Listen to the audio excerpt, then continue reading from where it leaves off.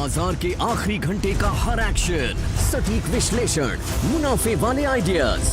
कीजिए कल की तैयारी आज हमारे साथ। देखिए CNBC आवाज मोतीलाल ओसवाल स्टूडियो से लाइव।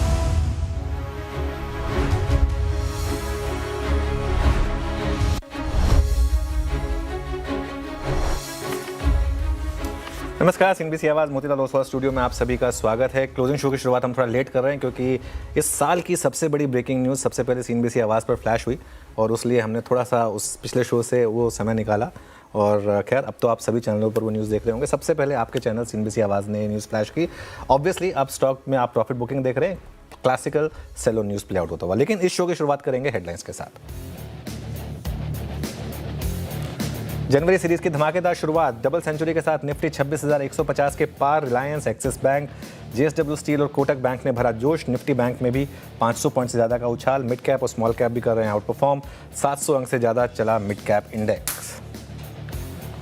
वोडाफोन को कैबिनेट से बड़ी राहत, सूत्रों के मुताबिक राहत पैकेज को मिली मंजूरी। कंपनी के एजिया बकाये को किया गया फ्रीज। पेमेंट के लिए 5 साल का मिला मोरेटोरियम। 2031 से पेमेंट भुगतान होगा शुरू। CNBC आवाज की मेगा एक्सक्लूसिव खबर। इंपोर्ट पर सेफगार्ड ड्यूटी लगने से स्टील शेयर चमके। टाटा स्टील और JSW स्टील निफ्टी के टॉप गेनर्स में शुमार। सरकार ने नॉन एलॉय और एलॉय स्टील प्रोडक्ट्स पर 12% ड्यूटी लगाई। चीन से सस्ते इंपोर्ट को रोकने के लिए फैसला। साथ ही दूसरे मेटल शेयरों में भी तेजी जारी। आज के बिग स्टॉक्स स्पॉटलाइट और चार्ट ने पड़े सटीक। जेफरीज की बुलिश रिपोर्ट से श्रीराम फाइनेंस लाइव हाई पर पहुंचा। साथ ही मोतीलाल ओसवाल की खरीदारी की राय से 3% दौड़ा वाटेक। वहीं स्पॉटलाइट शेयर मुथूट फाइनेंस और कैनरा बैंक भी चले। उधर chart share TVS Motors, Bajaj auto में भी तेजी कायम। सरकारी बैंक्स और कंज्यूमर ड्यूरेबल्स में फुल जोश। दोनों इंडेक्स करीब 2% भागे। साथ ही private banks, defence, capital market में भी जोरदार तेजी। केमिकल, ऑटो, रियल्टी में भी रौनक, लेकिन चुनिंदा IT पर दबाव।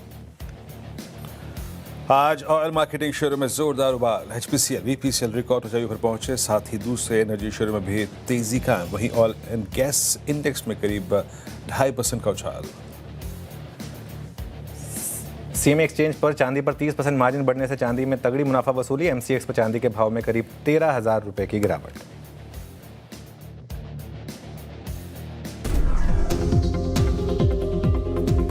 कल हमने एक बात की थी कि 58,750 सबसे इंपॉर्टेंट लेवल है। कल का लो था 58,738।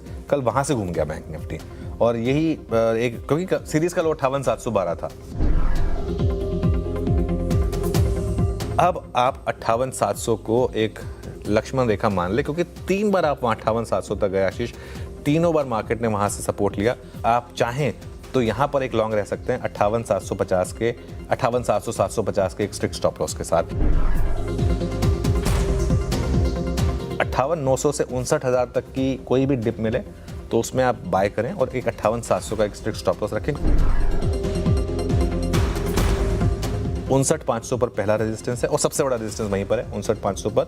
और एक बार 59,500 क्रॉस हुआ तो 59,800 से 60,000 भी पॉसिबल है, लेकिन उसको थोड़ा सा टाइम देंगे। अभी के लिए बैंक निफ्टी पर मैं स्लाइटली मोर कंस्ट्रक्टिव हूं कंपेयर टू निफ्टी कल के प्राइस एक्शन।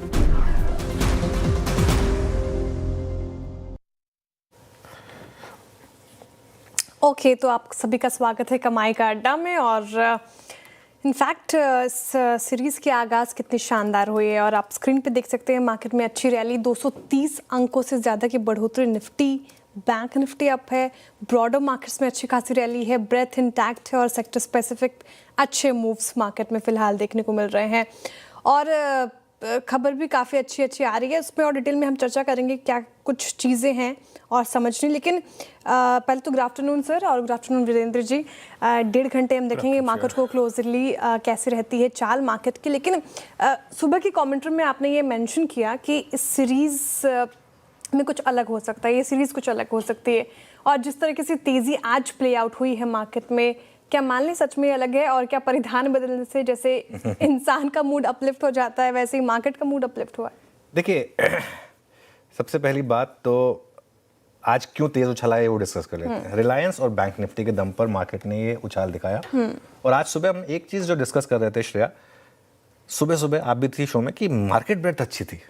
और मार्केट ब्रेथ जो अच्छी लग रही थी उसका एक बहुत बड़ा फैक्टर था एडवांस डिक्लाइन जो था, वो पूरे दिन ये 3:1 के उस पर था। और जैसे मार्केट को लगा कि नहीं ये कायम कर रहा है, निफ्टी में भी स्ट्रेंथ आ गई, ओएमसी शेयरों में अच्छी तेजी दिखी। अब बड़ा सवाल ये है कि क्या ये रैली टिकेगी या फिर ये साल के एंड का एनएवी पॉपअप है ना। इवेंचुअली देखिए अभी भी हम एक रेंज में हैं, अभी भी हमने रेंज तोड़ी नहीं है, let's be very clear about it. जैसे हम 25,700 तक गए थे 3 दिन पहले, आपको याद होगा, अब हम 26,200 पर आ गए। लेकिन इस सीरीज में ट्रिगर्स काफ़ी हैं, जो बात मैंने सुबह की थी कि इस सीरीज में ट्रिगर्स काफ़ी हैं, और अगर 26,250 टूटा तो बड़ी रैली पॉसिबल है। और बैंक निफ्टी का लीडरशिप लेना, ये आई थिंक मेरे हिसाब से एक बहुत बड़ा पॉजिटिव है मार्केट के लिए। निफ्टी पर जहाँ तक स्ट्रैटेजी की बात है, सपोर्ट रहेगा यहाँ पर करीब करीब 26,000 से 26,050 पर, और रेजिस्टेंस रहेगी 26,200 से 26,250 पर। बैंक निफ्टी की जहाँ तक बात है, बैंक निफ्टी पर सपोर्ट होगा 59,400 से 59,500, और रेजिस्टेंस रहेगी यहाँ पर 59,800 से करीब करीब 60,000 के करीब की। लेकिन जो भी है, इवेंचुअली एक सेंस बन रही है कि एटलीस्ट सीरीज बदलने से कुछ तो बदला है। अब एक चीज़ सिंपल है, कल का लो जो था हमारा वो अब लक्ष्मण रेखा है, निफ्टी के लिए भी, बैंक निफ्टी के लिए भी। बैंक निफ्टी में याद होगा आपको, हमने कल बात की थी 58,750 मेक और ब्रेक जोन है, कल वहीं से घूमा। निफ्टी में भी हम कल एक क्रूशल लेवल तक गए, 50 डेमा तक, वहाँ से घूमे। अब वो लेवल्स जो हैं वो क्रूशल मेक और ब्रेक लेवल्स हो गए। चलिए अब वीरू के पास चलते हैं, जानते हैं इंडिविजुअल स्टॉक स्पेसिफिक एक्शन कैसा रहा। वीरू बताइए। जी अनुज, स्टॉक स्पेसिफिक एक्शन भी बहुत ही खराब रखे, शानदार अनुज। और पहला स्टॉक में रखना चाहूँगा, that's IndusInd bank. Lower trajectory से बाहर निकलता हुआ कुछ ऐसे स्टॉक्स थे जो कि लोअर ट्रैजेक्टरीज में कंसोलिडेट तो कर रहे थे, लेकिन जिस प्रकार से 59,500 पे 59,300 पे निफ्टी बैंक फंसा हुआ था, वो भी फंसे हुए थे। कल इसी रेंज से एक्सिस बैंक निकला, लेकिन finally it's IndusInd bank today. हालांकि याद रखिएगा, पहले शॉर्ट कवरिंग का फेज आया, अब बाइंग है, 2 लाख शेयर जुड़े इसके ओपन इंटरेस्ट में, अबव ऑल मूविंग एवरेजेस। और अगला इसका टफ हर्डल जोन जो है वो 865 के जोन के आसपास परसिस्ट करता है। तो पहली चीज, पहला स्टॉक जिस पर नजर रहेगी, दैट्स इंडसइंड बैंक।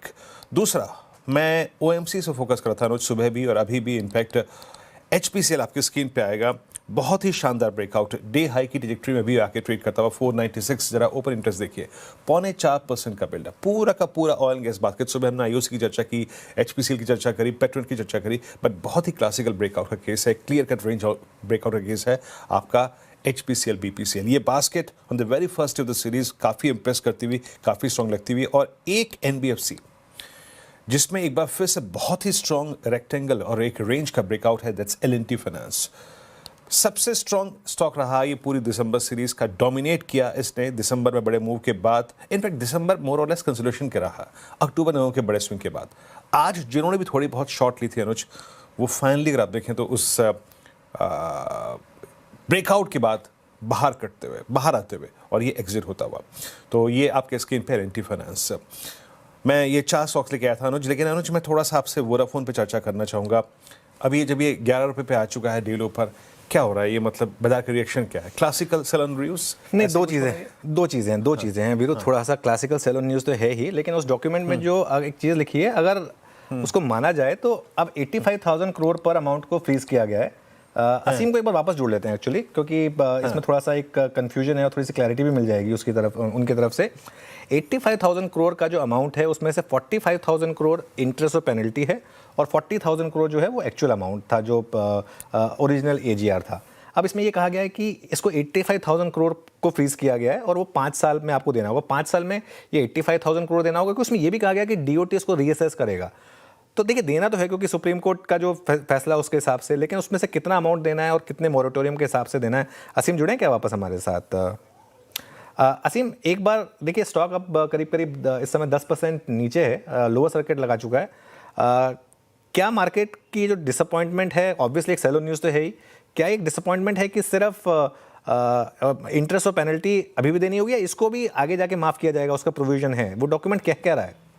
देखिए, जो मार्केट एक्सपेक्ट कर रही थी कि यहाँ पे शायद 50% के आसपास सीधे इंटरेस्ट और पेनल्टी पे वेवर ऑफ आ जाएगा, वैसा नहीं हुआ। लेकिन ये होगा आगे चल करके, क्योंकि एक प्रोसेस सरकार को फॉलो करनी पड़ेगी। उस प्रोसेस के जरिए कमेटी बना दी गई है, कमेटी दोबारा से रिकंसाइल करेगी, रीअसेस करेगी, जो कि मांग सुप्रीम कोर्ट में वोडाफोन आइडिया ने रखी थी। तो एक बार वो रिकंसाइल और रीअसेसमेंट होता है तो उसके बाद ही कमेटी की रिपोर्ट को आधार बनाते हुए सरकार आगे का फैसला लेगी। तो वही है, हो सकता है कि बाजार ऐसा एक्सपेक्ट ना कर रहा हो, लेकिन अब सरकार ने जो इंटरेस्ट और पेनल्टी है, जो ब्याज है, उसको एक जगह पर फ्रीज कर दिया, यानी कि उसके ऊपर कोई भी आपको आगे ब्याज नहीं लगेगा। 86,000 करोड़ रुपए की ये फाइनल अमाउंट है। और दूसरा सरकार ने ये किया कि आपको 5 साल का मोरेटोरियम दे दिया। आपकी पेमेंट 2026 से शुरू हो रही थी, लेकिन अब वो पेमेंट 2031 से शुरू होगी। इस बीच एक कमेटी बनाई जाएगी जो कि दोबारा से पूरी रिकंसाइलमेंट और रीअसेसमेंट पूरे एजीआर ड्यूज का करेगी, और उसके बाद ही रिलीफ कंपनी को किसी तरह की एक्सपेक्टेड होगी। तो कंपनी के सामने भी एक मौका है कि कंपनी जो जिस तरह से बाजार एक्सपेक्ट कर रहा है 50% के आसपास रिलीफ मिलेगी, तो आने वाले दिनों में हो सकता है कि वो रिलीफ कंपनी को मिल जाए। ओके, चलिए तो ये कब तक असेसमेंट होगा इसका? देखिए, जो अभी कैबिनेट ने इसको अप्रूव कर दिया और अगले 3 महीने के अंदर ये असेसमेंट की शुरुआत हो जाएगी, क्योंकि काफी बड़ा असेसमेंट है। तो कम से कम इसमें 6 महीने से लेकर के 1 साल का वक्त लग सकता है। तो 1 साल के अंदर ये रीअसेसमेंट कंप्लीट हो सकता है। इसमें ये भी लिखा है कि जो 2017-18 और 2018-19 के ड्यूज हैं वो कंपनी को FY25 अगले 5 साल में देने ही देने होंगे, उसमें कोई मोरेटोरियम नहीं है। वो कितना अमाउंट था? जी राइट, वो फाइनल ऑलरेडी, वो अमाउंट ऑलरेडी फाइनल हो चुका है, उसको लेकर के कोई भी डिस्प्यूट नहीं है। जो अमाउंट एजीआर का था वो 2016-17 से पहले के अमाउंट को लेकर के डिस्प्यूट था, तो इसीलिए जो सुप्रीम कोर्ट में याचिका दायर हुई थी उसमें यही कहा गया था कि 2016-17 से पहले के जो अमाउंट है उसका रिकैलकुलेशन कीजिए और उसके ऊपर रीअसेसमेंट कीजिए। तो वो सुप्रीम कोर्ट का ऑर्डर भी यही कहता है कि 2016-17 से पहले के अमाउंट का रीअसेसमेंट होगा, बाकी 2017, 2018, 19 के अमाउंट का कोई भी रिकैलकुलेशन या रीअसेसमेंट नहीं होगा। और कंपनी ऑलरेडी उस अमाउंट को पे कर चुकी है और ऑलरेडी पे कर रही है, तो उसके लिए कंपनी को कोई यहाँ पर कोई बड़ी दिक्कत उसमें दिखाई देती हुई आती हुई हमें नजर नहीं आ रही है। ओके, चलिए तो इस समय एक्चुअली स्टॉक में अब लोअर सर्किट है। कहीं ना कहीं ये सिर्फ सेल ऑन न्यूज़ तो नहीं लग रहा है, ये कहीं ना कुछ आई थिंक उस डॉक्यूमेंट में, जैसा कि असीम बता रहे हैं, एक शायद ये मार्केट को था कि बहुत बड़ा रिलीफ मिलेगा, शायद उसमें थोड़ा सा एक वो एंगल आ गया है। तो let's wait and watch Shreya. लेकिन इनिशियली जो हमारे पास खबर थी वो हमने फ्लैश की और अब उसमें डॉक्यूमेंट में जो लिखा है, तो खैर let's wait and watch. But अभी के लिए यहाँ पर थोड़ा सा स्टॉक में काफ़ी प्रॉफिट बुकिंग आ रही है हायर लेवल से। वैसे भी अगर आपने देखे 6-7 रुपए पे लिया था तो एक बार के लिए हम कहते थे कि 12 रुपए पे सब न्यूज़ प्राइस में आ चुकी थी। अब यहाँ से वोडाफोन आइडिया तभी चलेगा अगर फंडामेंटल्स वोडाफोन आइडिया के यहाँ से बदलेंगे। तो चलिए आगे बढ़ते हैं। बिल्कुल, चलिए वोडाफोन की बात होगी और जैसे जैसे क्लैरिटी आएगी सीएनबीसी आवाज़ पर सबसे पहले आप वो खबर देखेंगे और समझेंगे। वोडाफोन आइडिया की बात हो गई से, लेकिन ओएमसी स्पेस को लेकर मेरा सवाल था आपसे। आज पूरा स्पेस देखिए 2.5% अप है। पीपीएसएल का जिक्र अभी वीरेंद्र जी कर रहे थे। सभी स्टॉक्स में अच्छा मोमेंटम हुआ क्या है ओएमसी स्पेस में, और आपका क्या व्यू है अभी? बिल्कुल, चलिए मैं काम करता हूँ, मैं उसी तर्ज पर फिर रफ्तार का घोड़ा और उन स्टॉक्स की बात कर लेता हूँ, क्योंकि सबसे पहला मेरा स्टॉक वही है, HPCL ही है। इस महीने HPCL करीब 8% दौड़ा है और साल में करीब 21% दौड़ा है। लगातार सीएनबीसी आवाज़ पर पॉजिटिव व्यू लिया गया था। आपको याद होगा कुछ लोगों ने कहा था कि नहीं रुपये की वजह से पूरा वो माइनस हो जाएगा, ऐसा कुछ नहीं है। तो वो आपने अच्छा मूव देखा। सेल में एंटी डंपिंग ड्यूटी का एक बड़ा इम्पैक्ट देखा। कल की रैली के बावजूद आज शेयर फिर दौड़ा, तो ये बड़ा पॉजिटिव। और रिलायंस अपने सर्वोच्च शिखर के काफ़ी करीब, तो ये एक और स्टॉक है जो जहाँ पर आज आपने एक पॉजिटिविटी देखी है। चलिए श्रेय आगे बढ़ते हैं कार्यक्रम में। ओके, तो रफ्तार के घोड़े की बात हो गई और ओएमसी स्पेस में एक अच्छा मोमेंटम देख लिया हमने। ट्रेंडिंग स्टॉक्स की बात कर लेते हैं। और कौन से स्टॉक्स हैं जहां पर अच्छे मूव्स फिलहाल देखने को मिल रहे हैं, क्योंकि मार्केट में एक अच्छा मोमेंटम हमें देखने को मिला है। काउंटर्स आएंगे आपके स्क्रीन पर आएंगे और ओएमसी स्पेस के कुछ काउंटर्स नजर आएंगे, क्योंकि एकमात्र IT as a sector space छोड़ दे जहां पर थोड़ी गिरावट देखने को मिल रही है। स्टील इंपोर्ट्स पर सेफगार्ड ड्यूटी, तो जेएसडब्ल्यू स्टील, टाटा स्टील दौड़ गया 5% दौड़ा जेएसडब्ल्यू स्टील। टाटा स्टील दूसरे पायदान पर 3%। रिलायंस इसने बूस्ट किया सेंटिमेंट आज निफ्टी का, और एसबीआई लाइफ भी इस कड़ी में आपको नजर आएगा 2% अप आज के सेशन में। अगेन HPCL और सेल आपको शानदार रैली के साथ कारोबार करता हुआ नजर आएगा 6% के करीब। और सम्मान कैपिटल भाग गया 4%। और ऑयल इंडिया देखिए 3.5% की रैली के साथ कर रहा है कारोबार। लेकिन बैकफुट पर, जैसा कि मैं मेंशन कर रही थी, आईटी एज ए स्पेस ही थोड़ा फिलहाल लो परफॉर्म कर रहा है। तो टीसीएस और विप्रो 1% की गिरावट के साथ कर रहे कारोबार, हालांकि ज़्यादा गिरावट नहीं, आईटी में भी फ्लैट ही है। और टेक महिंद्रा आपको भी 0.5% के करीब करीब गिरता हुआ नजर आएगा और बजाज फाइनेंस भी इस लिस्ट में शुमार है। लेकिन हिंदजिंक जिस तरीके से सिल्वर और गोल्ड में थोड़ी करेक्शन देखने को मिल रही है, तो हिंदजिंक और मनप्पुरम फाइनेंस आपको 1% नीचे नजर आएंगे। वही पीबी फिनटेक 1.5% और अच्छी रैली के बाद आरवीएनएल यहाँ पे मुनाफा वसूली करीब करीब 1% के देखने को मिल रही है फिलहाल।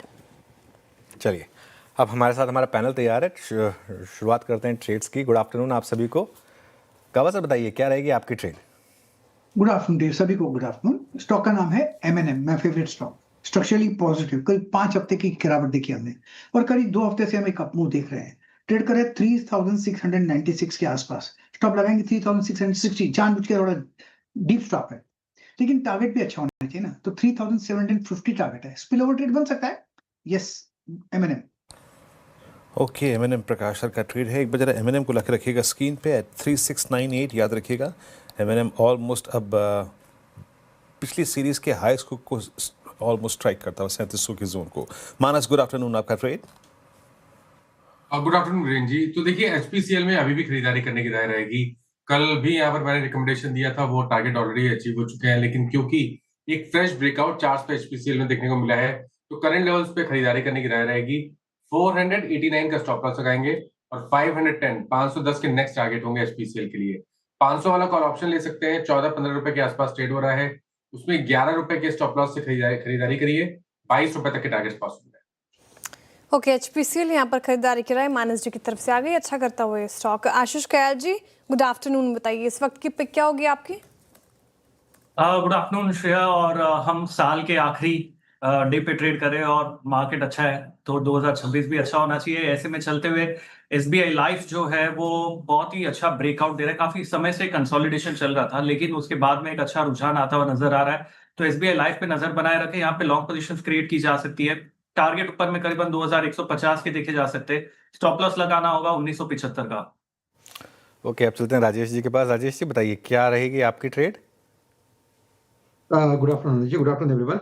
आनंद जी, देखिए मेरी नजर कोटक बैंक के चार्ट के ऊपर है। एक बेहतरीन चार्ट है। कंसोलिडेशन के बाद आज का breakout with rise in volume and gain in open interest, तो लॉन्ग साइड की पोजीशन यहाँ पे बनाए है। स्टॉप लॉस होगा करीबन 2170 का, 2175 का, थोड़ा छोटा ही रखते हैं। 2175 का स्टॉप लॉस और 2200 के ऊपर का बाय। टारगेट होगा इसका 2230 से लेके 2250। ओके, कोटक महिंद्रा बैंक आपका बाय कॉल। विकास जी, गुड आफ्टरनून, आपका ट्रेड।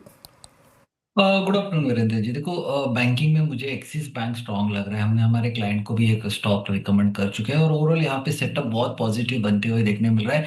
1320 का यहाँ पे ऊपर में टारगेट देखने मिलेगा और नीचे में भी इंपॉर्टेंट सपोर्ट आज के दिन में जो देखने मिल रहा है वो 1245 का है। तो 1245 के स्टॉप लॉस से एक्सिस बैंक को बाय करना है 1320 के टारगेट। ओके, तो फिर विकास जी की पिक होगी एक्सिस बैंक पर। यहाँ पे खरीदारी की राय है। बैंकिंग स्पेस में एक अच्छा दमखम नजर आ रहा है। कल भी इनफैक्ट हमने देखा बैंकिंग स्पेस ने एक अच्छा सपोर्ट किया था बाजार को, लेकिन टेक्निकल कॉल्स पूरे हो गए हैं। यहाँ पर एक एक करके आपके स्क्रीन पर रखते हैं ताकि आप टारगेट और स्टॉप लॉस जॉट डाउन कर पाए। प्रकाश गाबस ने कहा है मेरा फेवरेट है महिंद्रा एंड महिंद्रा, 3750 के टारगेट देख रहे हैं वो। खरीदारी की राय ऑब्वियसली 3660 का लगाना है आपको स्टॉप लॉस।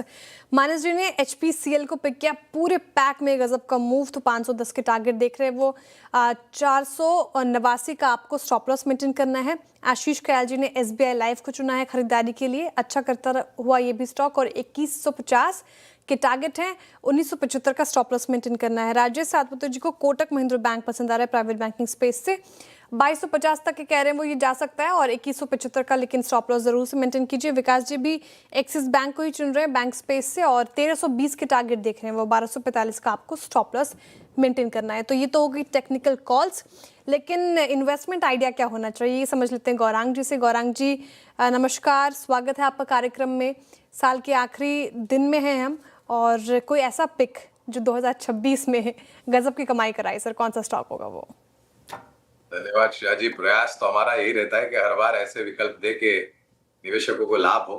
अब ये तो प्रभु परमात्मा पे है कि क्या होता है शेयर बाजार में, लेकिन बिल्कुल आगे बढ़ने से पहले एक छोटा डिस्क्लोजर पहला दे देता हूँ कि जो भी निवेश लायक रणनीति आज दोपहर इस कार्यक्रम में रखेंगे, ये हमारी रिसर्च टीम की तरफ से बुनियादी स्तर के आधार पर लंबी अवधि के लिए, इसमें हमारी कंपनी जियोजिस अथवा मेरा कोई व्यक्तिगत निवेश नहीं है, ना ही किसी प्रकार का वित्तीय लाभ मिलता है, ना ही किसी प्रकार का कॉन्फ्लिक्ट ऑफ इंटरेस्ट। लेकिन इस स्तर पर राय हमारे क्लाइंट्स को देते हैं, संभव है उनका निवेश हो। और आगे बढ़ने से पहले श्रेया जी, आपको, अनुज भाई को, वीरेंद्र जी को, सीएनबीसी आवाज की पूरी टीम को, मंच पर उपस्थित महानुभावों को और सीएनबीसी आवाज के दर्शकों को इस साल की ढेर सारी शुभकामनाएं हमारी कंपनी जियोजित और हमारे तरफ से, और प्रार्थना है कि आप सभी का स्वास्थ्य अच्छा रहे। विकल्प बेहतरीन, अगर एक कंपनी जो मेरे ख्याल से पिछले 8 दशक से हमारे भारत देश में स्थापित है, चौतरफा फैला हुआ कारोबार है और रक्षा क्षेत्र में भी बढ़िया योगदान रही है, वो है लार्सन एंड टुब्रो, LNT। श्रेया जी, मैंने एक इतिहास रहा है, जुड़ा हूँ शेयर बाजार से, 3 दशक का अनुभव है। और मैंने जहां तक देखा है, मेरे ख्याल से लार्सन एंड टुब्रो ने 5 साल, 10 साल, 15 साल, 20 साल, आप निरंतर इतिहास देख लीजिए तो शानदार से शानदार मुनाफा लंबी अवधि के लिए निवेशकों को बढ़ा करके दिया है। और जिस विभिन्न क्षेत्र में ये काम करती है, आने वाले भविष्य में लग रहा है कि बहुत सारे बेहतरीन ऑर्डर्स चारों तरफ से इनको मिलेंगे। और इतनी अनुभवी है ये कंपनी के ऑर्डर एग्जीक्यूशन तीव्र गति से करती है, जिसके कारण नतीजों में बड़ा परिवर्तन होता है। क्लिकी है कैपगुड्स इंजीनियरिंग से जुड़ी और रक्षा क्षेत्र से जुड़ी हुई कंपनी है। नम्र विनंती ये होगी कि आपकी समय सीमा जो है वो पर्याप्त रखें, लंबी अवधि। ओके, LNT 4085 पे आपका बाय कॉल। और गौरांग जी, आज मज़ा आ गया, यकीन मानिए। आपने इतनी खूबसूरती से, इतनी मधुर आवाज़ में बोला ना कि पूछिए मत। वो जो लास्ट टाइम उन्होंने आपको बोला था ना, आपके डिस्क्लोजर की, वो कंबल वाला, तब से आप नहीं, फंबल नहीं था, बड़े जैसे कहते हैं ना, मैंने एकदम तटस्थ आवाज़ में जब बोलते थे ना, तो CNBC आवाज़ लोग जो देखते थे उनके बच्चे रोने लगते थे, यार गौरांग जी क्या कर डांट रहे हैं क्या, है ना। तो अब ठीक है, अब इट्स लुकिंग फाइन नाउ, है ना। खैर चलिए, अब सारे ट्रेड्स पूरे हो गए। मजाक कर रहा था गौरांग जी। 26,158 इस वक्त हम ट्रेजेक्ट्री में आके थोड़ा सा रुक गए हैं निफ्टी, और अब करीब करीब 1% की गेन के साथ। एक दो बास्केट, अभी श्रेय ने प्रश्न पूछा मुझसे OMCs के बारे में, एक दो बास्केट और जो आज इस तेज़ी में आके ऐड हो चुकी हैं, उसमें है एक FMCG।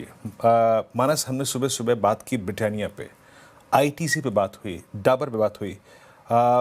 अभी आपको क्या लग रहा है, मीन FMCG में कोई चीज़ जो चेज़ करने लायक है, मतलब पोजिशनली? मैं जनवरी के प्रोस्पेक्टिव से बात कर रहा हूँ, ना कि सिर्फ इस क्लोजिंग के प्रोस्पेक्टिव से। देखिए, मेरा समझना है कि हिंदुस्तान यूनिलीवर ने एक बॉटम बनाया है। पिछले 3 हफ्ते से अगर आप देखें तो जो गिरावट है वो थमी थी। आज स्टॉक ने 10-20 मूविंग एवरेज को रिगेन किया है, तो एक बाउंस बैक प्ले बनता है। करंट लेवल्स पे आप HUL में खरीदारी कर सकते हैं। स्टॉप लॉस आपको 2284 के नीचे लगा के रखना है, लेकिन ऊपर की तरफ 2400 रुपए तक के टारगेट भी स्टॉक दिखा सकता है नेक्स्ट मंथ में। HUL पर फिलहाल ये मानस जी का व्यू हो गया, और FMCG पैक हम देख रहे हैं शानदार करता हुआ। लेकिन एक स्पेस और स्टॉक्स जिसने आज शानदार रैली दिखाई है, दैट इज स्टील स्पेस। और लगातार CNBC आवाज़ पर पिक में शुमार था। JSW steel, SAIL, Tata steel पे बात हुई है, अच्छी तेज़ी, और सेल 4.5% ज़्यादा की तेज़ी के साथ कर रहा है कारोबार। और जिस तरीके से इंपोर्ट्स पर सेफगार्ड ड्यूटी को लेकर बयान आए और जिस तरीके से मूव्स हमें देखने को मिले स्टील स्टॉक्स में, गौरांग जी क्या लगता है आपको, ये मोमेंटम कब तक प्ले होगा, और क्या मीडियम टर्म तक के लिए ये सारे स्टॉक्स को रडार पर रखें, और अगर हाँ तो कौन सा पिक आपको अच्छा लग रहा है फिलहाल? तो शायद जी, पहले तो मेरे ख्याल से 3 साल के लिए ये सेफगार्ड ड्यूटी, खास करके चाइना और ताइवान से जो डंपिंग की परिस्थिति उभरने की अनुमान थे या उभर रही थी, और स्थानीय मार्केट में जो कंपनियां उनको एक संतुलित लाभ मिले और एक संतुलन बना रहे हैं, इसके कारण। तो सिर्फ सेफगार्ड ड्यूटी नहीं श्रेया जी, समय समय पर एंटी डंपिंग ड्यूटी और मिनिमम इंपोर्ट ड्यूटी का भी परिवर्तन करती है सरकार, ताकि संतुलन बना रहे। विकल्प यहाँ पर फेरस नॉन फेरस दोनों ही तरफ। और एक बात ये भी है कि एक अरसे बाद हम देख रहे हैं कि धातु क्षेत्र में प्रदर्शन जो है, रुझान जो है वो ऊपर की तरफ बरकरार है। उम्मीद है कि 2026 और शायद आने वाले सालों में भी बरकरार रहेगा। जिस तरीके से स्थानीय मार्केट में मांग बढ़ रही है धातु क्षेत्र के जो प्रोडक्ट्स है उसको लेकर के, ferrous non ferrous, Tata steel, Jindal steel, JSW steel, Hindalco, Vedanta, NMDC और नाल्को, ये कुछ चुनिंदा पसंद है। लेकिन अनिवार्य यहाँ पर यह है कि आपकी समय सीमा बाकी अन्य क्षेत्र की तुलना में कम से कम 2-2.5 साल की अगर आप रखते हैं तो आपको मेरे ख्याल से अच्छा खासा मुनाफा मिल सकता है। तो आपकी स्क्रीन पे 316.95 पैकेट ट्रेड करता हुआ अच्छा, एक दो पॉकेट्स और लेके आइए। मैं याद रखिएगा, मेटल्स पे हम रोज़ बरोज़ बात कर रहे हैं, तो मेटल्स में ये तेज़ी हम काफ़ी समय से खेल भी रहे हैं। इट्स जस्ट दैट ये आज भी कायम है। हमने बात करी OMCs की, हमने बात करी यहाँ पर एक बार फिर से मेटल्स की, और हमने बात करी थी FMCG की। आज सुबह सुबह टाइटन ने 2% की तेज़ी के साथ अपने करियर का सर्वोच्च स्तर छुआ। ये विकास, आपका सेंस क्या कह रहा है? आई मीन, अब आप देखिए ना, अब सितंबर 2024 चली आ रही जो राइजिंग चैनल है, उसके राइजिंग चैनल को भी ये बाइसेक्ट कर चुका है। मतलब ये ऑल टुगेदर नई ट्रेजेक्ट्री में with this all time high jump कर चुका है। अब इसको ट्रेड करने का तरीका क्या होगा टाइटन को? एक सेकंड हल्का सा मैं चार्ट को थोड़ा सा चेंज कर लूँ यहाँ पर। हाँ, टाइटन को कैसे प्ले करना चाहिए अब? आई मीन, ऑप्शंस में और फ्यूचर्स में, और पोजिशनली जो लोग इस पर कमिटेड हैं, वो कहाँ तक का व्यू रखें इसमें? जी वीरेंद्र जी, देखो अगर देखोगे तो जो लास्ट ईयर का टॉप था इसका ऑल टाइम हाई 3910 के आसपास था। उसके ऊपर ये कंफर्टेबली ये पूरा मंथ जो है एक क्लोजिंग बेसिस भी सस्टेन कर रहा है और एक अच्छा अपवर्ड मोमेंटम कैरी करते हुए देखने मिल रहा है। अभी भी इसका ट्रेंड जो है अपसाइड देखने मिलेगा। जो प्राइस एक्सटेंशन ड्रॉ करने के बाद जो रेंज निकल के आ रही है ऊपर में 4330 के आसपास की अपसाइड की रेंज यहाँ पे निकल के आ रही है, तो मुझे लगता है अभी भी वो जो टारगेट है इंटैक्ट रहेगा 4330 के आसपास की। नीचे में जो इम्पोर्टेंट अभी सपोर्ट यहाँ पे बन चुका है, जो प्रीवियस जो हाई था 3910 का, तो 3900 यहाँ पे अहम सपोर्ट देखने मिलेगा मार्केट में, और ऊपर में 4330 के आसपास का। तो जिनके पास पोजीशन है वो 3900 का जो ट्रेलिंग स्टॉप लॉस लगा सकते हैं, जिनके पास पुरानी होल्डिंग रहेगी, तो ओवरऑल इसको होल्ड करके लेके जा सकते हैं 4300 के ऊपर की रेंज के लिए। तो मुझे लगता है ट्रेड अभी भी पॉजिटिव साइड देखने मिलेगा। ओके, चलिए अब बात करते हैं वोडाफोन आइडिया की। वापस एक बार 15% स्टॉक नीचे है।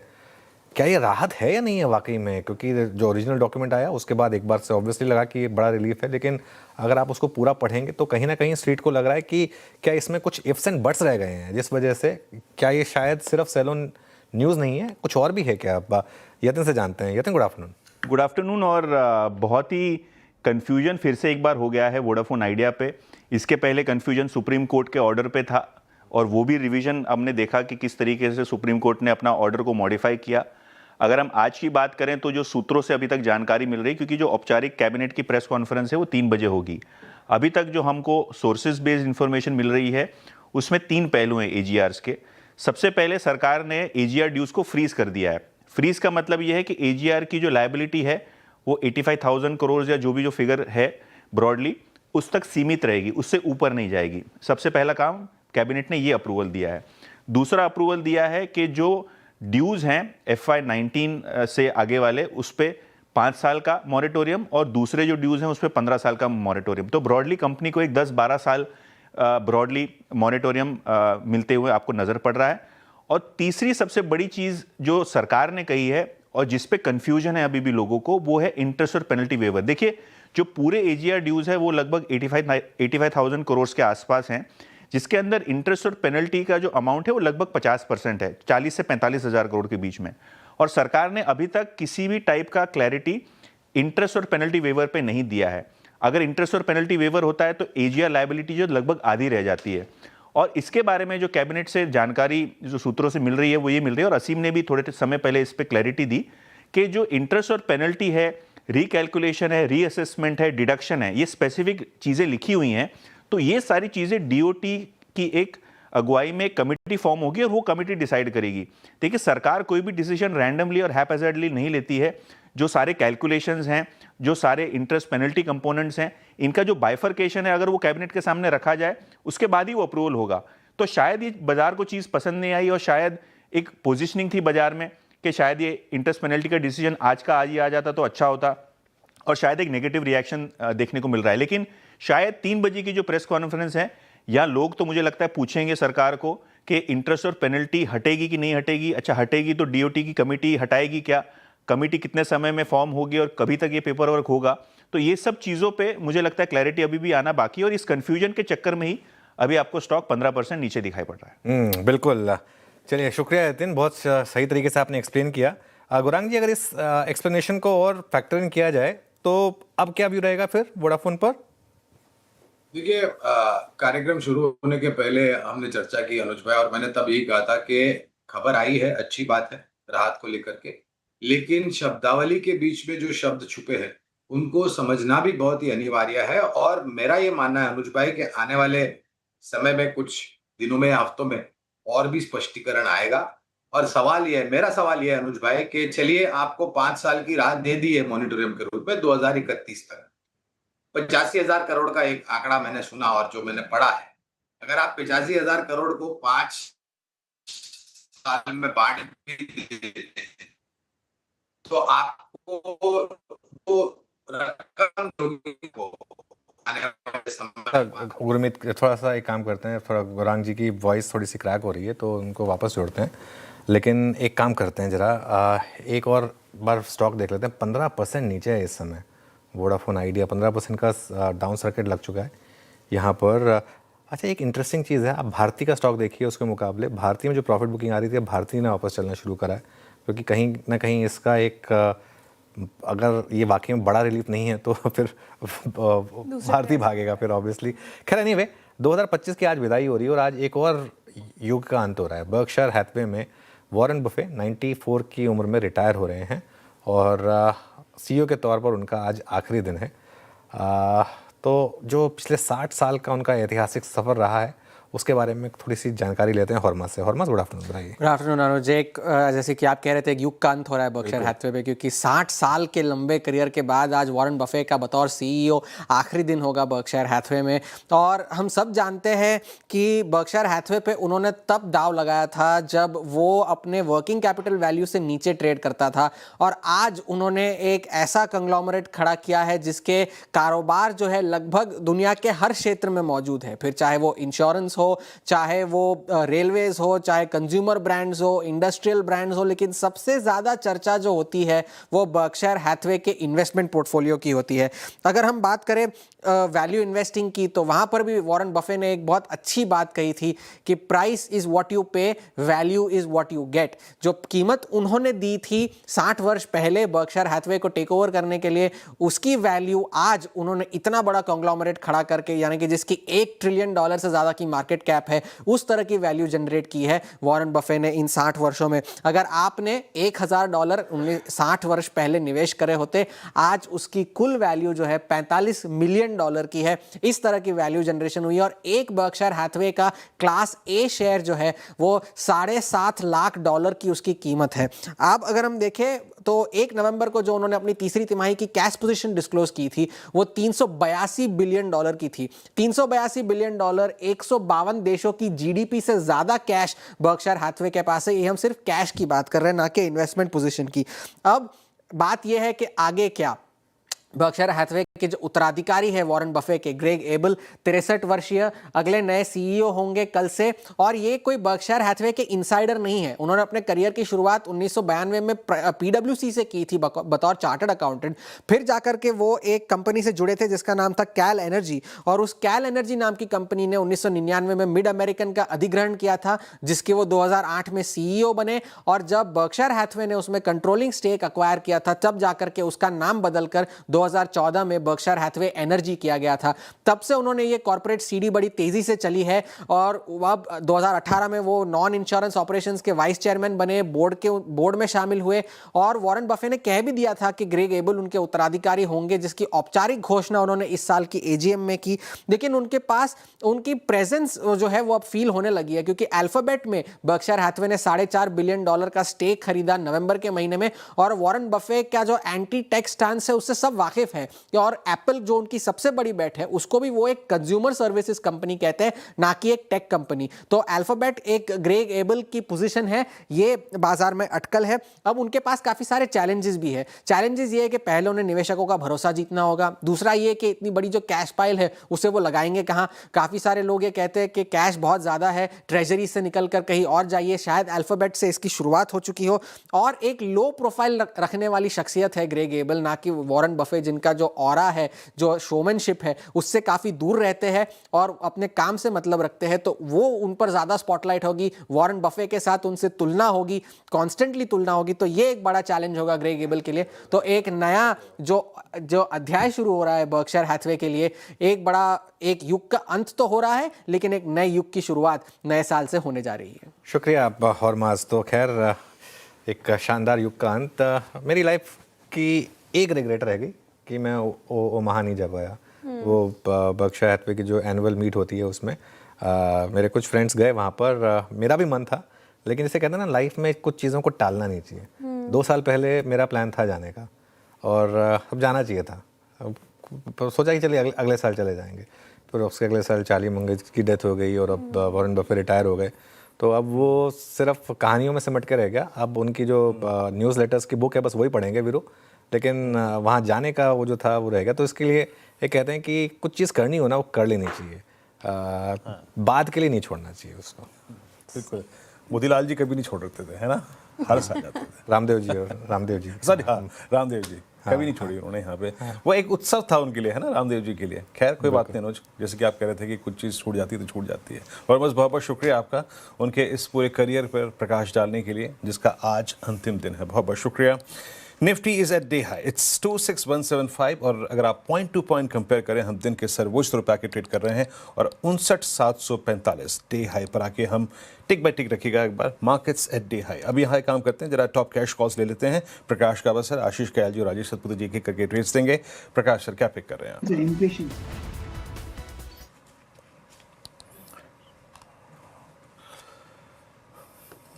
प्रकाश सर। हाँ जी। अरे सर, वो कैश कॉल दे देते एक। हाँ बिल्कुल देता हूँ। हाँ।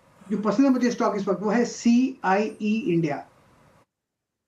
बढ़िया स्टॉक है, गुड बेस बना हुआ है, डबल बॉटम बना है, 408 पर ट्रेड करा है। 400 का स्टॉप लगेगा 8 रुपए का। टारगेट 2 होंगे, 425 फिर 430।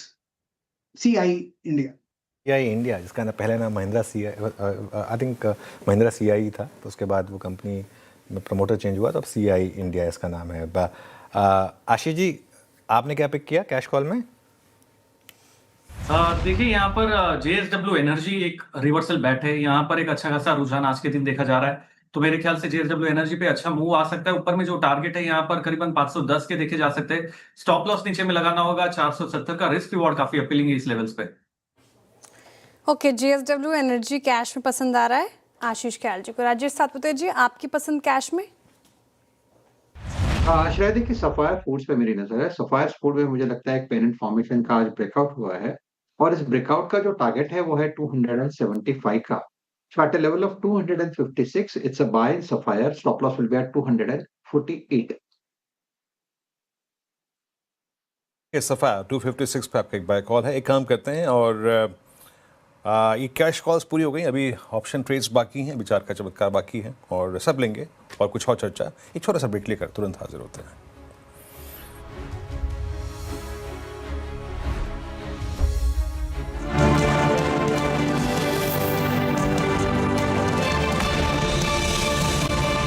Welcome back. चलिए, जैसे मैं बात कर रहा था, इस अब ये जो वोडाफोन आइडिया में इतनी बड़ी गिरावट आ रही है और कहीं ना कहीं अगर एक रिस्क लग रहा है कि ये उतना बड़ा रिलीफ नहीं है। वैसे मतलब रिलीफ तो है लेकिन उतना बड़ा नहीं है। अच्छा एक बात बताऊँ, कई बार क्या होता है ना, कभी भी मेरे ख्याल से जहाँ तक मुझे पता है, कभी भी ये पूरा एक्सपेक्टेशन थी कि सब पूरा माफ़ हो जाएगा। मोरेटोरियम की बात थी, वो व्हाट्सएप ग्रुप में हो जाता है कि पूरा माफ़ हो जाएगा और बहुत ज़्यादा वो मोरेटोरियम मिल जाएगा, क्योंकि at the end of the day court का डिसीजन है। और वैसे भी इतना सब कुछ होने के बाद, लेकिन एक चीज़ क्लियर हो गई है अब यहाँ पर कि अब वो जो रैली प्ले होनी थी ना वोडाफोन आइडिया में, वो हो चुकी है। और जो FPO में लेके निकल गए, आई थिंक अब वो सोच रहे होंगे कि चलो ठीक हो गया, क्योंकि अब यहाँ से ना मुझे लगता है कि कोई बहुत बड़ी रैली होगी अब यहाँ पर। इनफैक्ट एक रिस्क रहेगा वापस एक डी-रेटिंग का। और भारती, जब हमने पॉइंट आउट किया था उसके बाद से देखिए भारती किस तरीके से भाग रहा है एक्चुअली, और कहीं ना कहीं अभी एक वापस उस थ्योरी को भी रीअफर्म करेगा कि अगर आपको टेलीकॉम में रहना ही है तो भारती और जियो शायद मच स्ट्रॉन्गर प्लेस हैं। खैर एनीवे, अब एक काम करते हैं, चंदन जुड़े शायद हमारे साथ पैनल में। चंदन जी, गुड आफ्टरनून। चंदन जी बताइए, क्या ट्रेड ले रहे हैं आप? जी नमस्कार। देखिए मेरा फोकस रहेगा L&T फाइनेंस। काफी अच्छा सेटअप है, मेजर ट्रेंड काउंटर का पॉजिटिव रहा है और इस साल काफी बड़ी बढ़त देखी, बट पिछले लगभग आप देखोगे 35 दिनों से एक रेंज बाउंड कामकाज कर रहा है और मल्टीपल सपोर्ट 295 300 बनाने के बाद अब ब्रेकआउट देखने को मिल रहा है और ऐसा लग रहा है कि ये ब्रेकआउट वापस 10-12% की नई रैली को इन्वाइट करेगा। तो L&T फाइनेंस पे खरीदारी की सलाह रखेंगे। इमीडिएट बेसिस पे 306 का सपोर्ट है, ऊपर में 333 तक के टारगेट यहाँ पे बनने सकते हैं। L&T फाइनेंस, ये भी काउंटर सभी को पसंद आ रहा है। सुबह से CNBC आवाज़ पर ये पिक सुझाई गई है, तो ये काउंटर भी रखे रडार पर। अच्छा मूव से डेज हाई पर कर रहा है कारोबार। इनफैक्ट आप देखें 3% की तेजी। लेकिन जैसा कि हम जिक्र करते हैं, स्टील स्टॉक्स में काफ़ी ज़्यादा मजबूती है आज के सत्र में। एक बार फिर से समझते हैं और कारण समझने की कोशिश करते हैं और समझते हैं कि स्टील पैक में आज इतनी तेज़ी क्यों है। यतिन जी से दोबारा। यतिन जी, गुड आफ्टरनून। और मेटल्स में अच्छी तेज़ी, स्पेशली अगर स्टील स्टॉक्स की बात करें तो क्यों? देखिए, अगर हम स्टील स्टॉक्स की बात करें तो एक बड़ी राहत की खबर है DGTR। और अगर हम बात करें फॉरेन ट्रेड के जो डिपार्टमेंट्स हैं, इन्होंने जो पेशकश की थी फाइनेंस मिनिस्ट्री के सामने सेफ गार्ड ड्यूटी लगाने की, वो एक्सेप्ट हो गई और नोटिफिकेशन आया है कि अब जो इंपोर्ट होगा स्टील का, इसके ऊपर सेफ गार्ड ड्यूटी लगेगी, यानी एक तरीके से एंटी डंपिंग ड्यूटी लगेगी। 3 सालों के लिए ये एंटी डंपिंग ड्यूटी का प्रावधान किया गया है, जिसके अंदर पहले साल में 12%, उसके अगले साल 11.5% और उसके बाद 11% ड्यूटी लगेगी। इससे क्या होगा कि जो वियतनाम और चाइना से स्टील डंप होता है भारत में सस्ते दामों पे, और जिससे डोमेस्टिक स्टील इंडस्ट्री को खतरा होता है, वो टल जाता है। और ऑब्वियसली क्योंकि आप इंपोर्ट पैरिटी पे काम करते हैं, तो ये 11% 12% की जो ड्यूटी लगेगी, उससे डोमेस्टिक इंडस्ट्री थोड़ा कॉम्पिटिटिव बनेगी और आगे जाके जो रियलाइजेशंस हैं ये भी बढ़ने की उम्मीद है। इनफैक्ट अगर आप 10 से 11% का रियलाइजेशन ऐड कर दें तो इससे बहुत बड़ा EPS इम्पैक्ट और मार्जिन पॉजिटिविटी देखने को मिलती है सारे के सारे स्टील प्लेयर्स में। और ये जो ड्यूटी है नॉन एलॉय और एलॉय स्टील पे लगी हुई है, जिसके कारण आज JSW स्टील, JSPL और सेल जैसे काउंटर्स में 4 से 5% तक की तेजी देखने को मिल रही है। ओके, शुक्रिया यतिन। आएंगे आपके पास वापस एक और इम्पॉर्टेंट स्टोरी के लिए, ऑटो सेल्स प्रीव्यू के लिए, लेकिन उससे पहले धमाकेदार ऑप्शंस ले लेते हैं। आज थोड़ा सा हमारी टाइमिंग हेवायर हो रही है क्योंकि वो ब्रेकिंग न्यूज़ का बड़ा इम्पैक्ट है। तो चंदन जी हैं, आशीष कयाल जी हैं और मानस जी हैं। चंदन जी, बताइए आपका धमाकेदार ऑप्शन। बिल्कुल, तो L&T फाइनेंस में ट्रेक कर रहा हूँ और यहाँ पे मोमेंटम है, तो आई थिंक इसी पे फोकस कर लेता हूँ मैं। सो यहाँ पे 320 की कॉल ट्रेक कर रहे हैं। यहाँ पे अनवाइंडिंग देखने को मिल रही है और ऐसा लग रहा है इस सीरीज के स्टार्ट में यहाँ पे काफी अट्रैक्शन बना है। तो L&T फाइनेंस का जो 320 का कॉल है वो खरीदारी की सलाह रहेगी। 8-8.20 के आसपास चल रहा है, खरीदें। सपोर्ट रहेगा यहाँ पे ₹5.80 के आसपास, ऊपर में ₹12 के टारगेट ये कॉल 320 का दिखा सकता है। ओके, 320 का स्ट्राइक L&T फाइनेंस का अब करियर हाई पे ट्रेड करता हुआ। आशीष कयाल जी, आपका ट्रेड? देखिए, मेरा भी L&T फाइनेंस पे था, लेकिन दूसरा एक और मैंने देख रखा है जो कि यूनियन बैंक है। यहाँ पर काफी अच्छा मूव देखा जा रहा है और थोड़ी सी प्रॉफिट बुकिंग आई है, तो वापस से रिस्क रिवॉर्ड अच्छा बना है। तो यूनियन बैंक पे बाय किया जा सकता है। 155 का कॉल ऑप्शन जो कि करीबन ₹4.5 के आसपास चल रहा है, यहाँ पे लॉन्ग पोजीशंस क्रिएट की जा सकती है। नीचे में जो स्टॉप लॉस लगाना होगा, यहाँ पर 3.5 का लगाना होगा और टारगेट करीबन ₹6.5 का देखा जा सकता है। ओके, यूनियन बैंक हो गए आशीष जी के पिक धमाकेदार ऑप्शंस में। मानस जी, आपकी चॉइस क्या होगी? देखिए, KEI इंडस्ट्रीज की ऑप्शन में खरीदारी करनी है। यहाँ पर एक फ्लैग पैटर्न हो रहा है, तो KEI का 4450 का कॉल ऑप्शन, 4450 वाला कॉल ऑप्शन जो 151 पे ट्रेड हो रहा है, उसमें 124 के स्टॉप लॉस से खरीदारी करेंगे और 200 के टारगेट सेट करेंगे। ओके, चलिए अब एक काम करते हैं, वापस यतिन के पास चलते हैं। मार्केट के लिए अगला बड़ा क्यों आएगा कल? ऑटो सेल्स कैसी रहेंगी? ऑटो सेल्स कहाँ से सबसे ज़्यादा एक्सपेक्टेशंस हैं ये महीना? यतिन, क्या एक्सपेक्ट कर रहे हैं? तो देखिए, जब GST कट हुआ था तो 4 व्हीलर्स में ज़बरदस्त डिमांड आई थी, लेकिन अब अगर हम देखें तो वो GST कट का बेनिफिट आपको 2 व्हीलर्स, क्योंकि शादी की सीज़न है और GST कट है, और कमर्शियल व्हीकल्स में देखने को मिल रही है। इनफैक्ट दिस टाइम आप देखेंगे जो कमर्शियल व्हीकल सेगमेंट है और 2 व्हीलर सेगमेंट है, यहाँ ज़बरदस्त बिक्री होगी। 20, 25, 30% तक की ग्रोथ एक्सपेक्टेशन है इस सेगमेंट में। सबसे पहले अगर हम बात करें तो बात करते हैं टाटा मोटर कमर्शियल व्हीकल की, जहाँ 11% की ग्रोथ एक्सपेक्टेशन है, और अशोक लेलैंड की डिस्पाइट बड़ा बेस यहाँ आपको दिखने वाली है लगभग 13-14% की ग्रोथ। अगर हम बात करें 2 व्हीलर प्लेयर्स की, तो ये काफ़ी इंपॉर्टेंट महीना रहेगा। बजाज ऑटो की ग्रोथ लगभग 13% रहेगी। हालांकि इनका जो एक्सपोर्ट मार्केट है थोड़ा फ्लैटिश है, उसके कारण पूरा नंबर जो है आपको 13% के आसपास दिखाई देगा। लेकिन जो प्योर डोमेस्टिक कंपनीज हैं जैसे कि रॉयल एनफील्ड, आइशर मोटर्स के लिए 32% की ग्रोथ, हीरो मोटो की एक्सपेक्टेशन है 44% ग्रोथ की, और टीवीएस मोटर्स की बात करें तो लगभग 4 लाख यूनिट्स की बिक्री का अनुमान है, जिसका मतलब यह है कि 24% की अच्छी ग्रोथ यहां देखने को मिलेगी। तो 2 व्हीलर्स की बात करें तो काफ़ी शानदार महीना रहने वाला है दिसंबर का। और अगर हम 4 व्हीलर्स की बात करें तो यहाँ भी डिस्काउंट अच्छे थे, दिसंबर में सेल्स प्रमोशन चल रहा था, नए लॉन्चेस थे, उसके कारण भी काफ़ी अच्छा मोमेंटम है। 22% की ग्रोथ टाटा मोटर्स के लिए, 14% की hyundai के लिए, और मारुति देखिए 23-24% की ग्रोथ एक्सपेक्टेशन है, और लगभग 2.25 लाख यूनिट्स बिक्री का अनुमान है दिसंबर में। और M&M की ऑटोमोटिव सेगमेंट और ट्रैक्टर सेगमेंट की बात करें तो 18-20% की ग्रोथ यहाँ भी देखने को मिलनी चाहिए। इतने शुक्रिया आपका इस पूरी चर्चा के लिए। तो बहुत बारीकी से समझाया आपने यहाँ पे कि कैसे कैसे नंबर के एक्सपेक्टेशन रखें, बट याद रखिएगा बहुत ही कमांडिंग फेज में है ये पूरा का पूरा सेक्टर।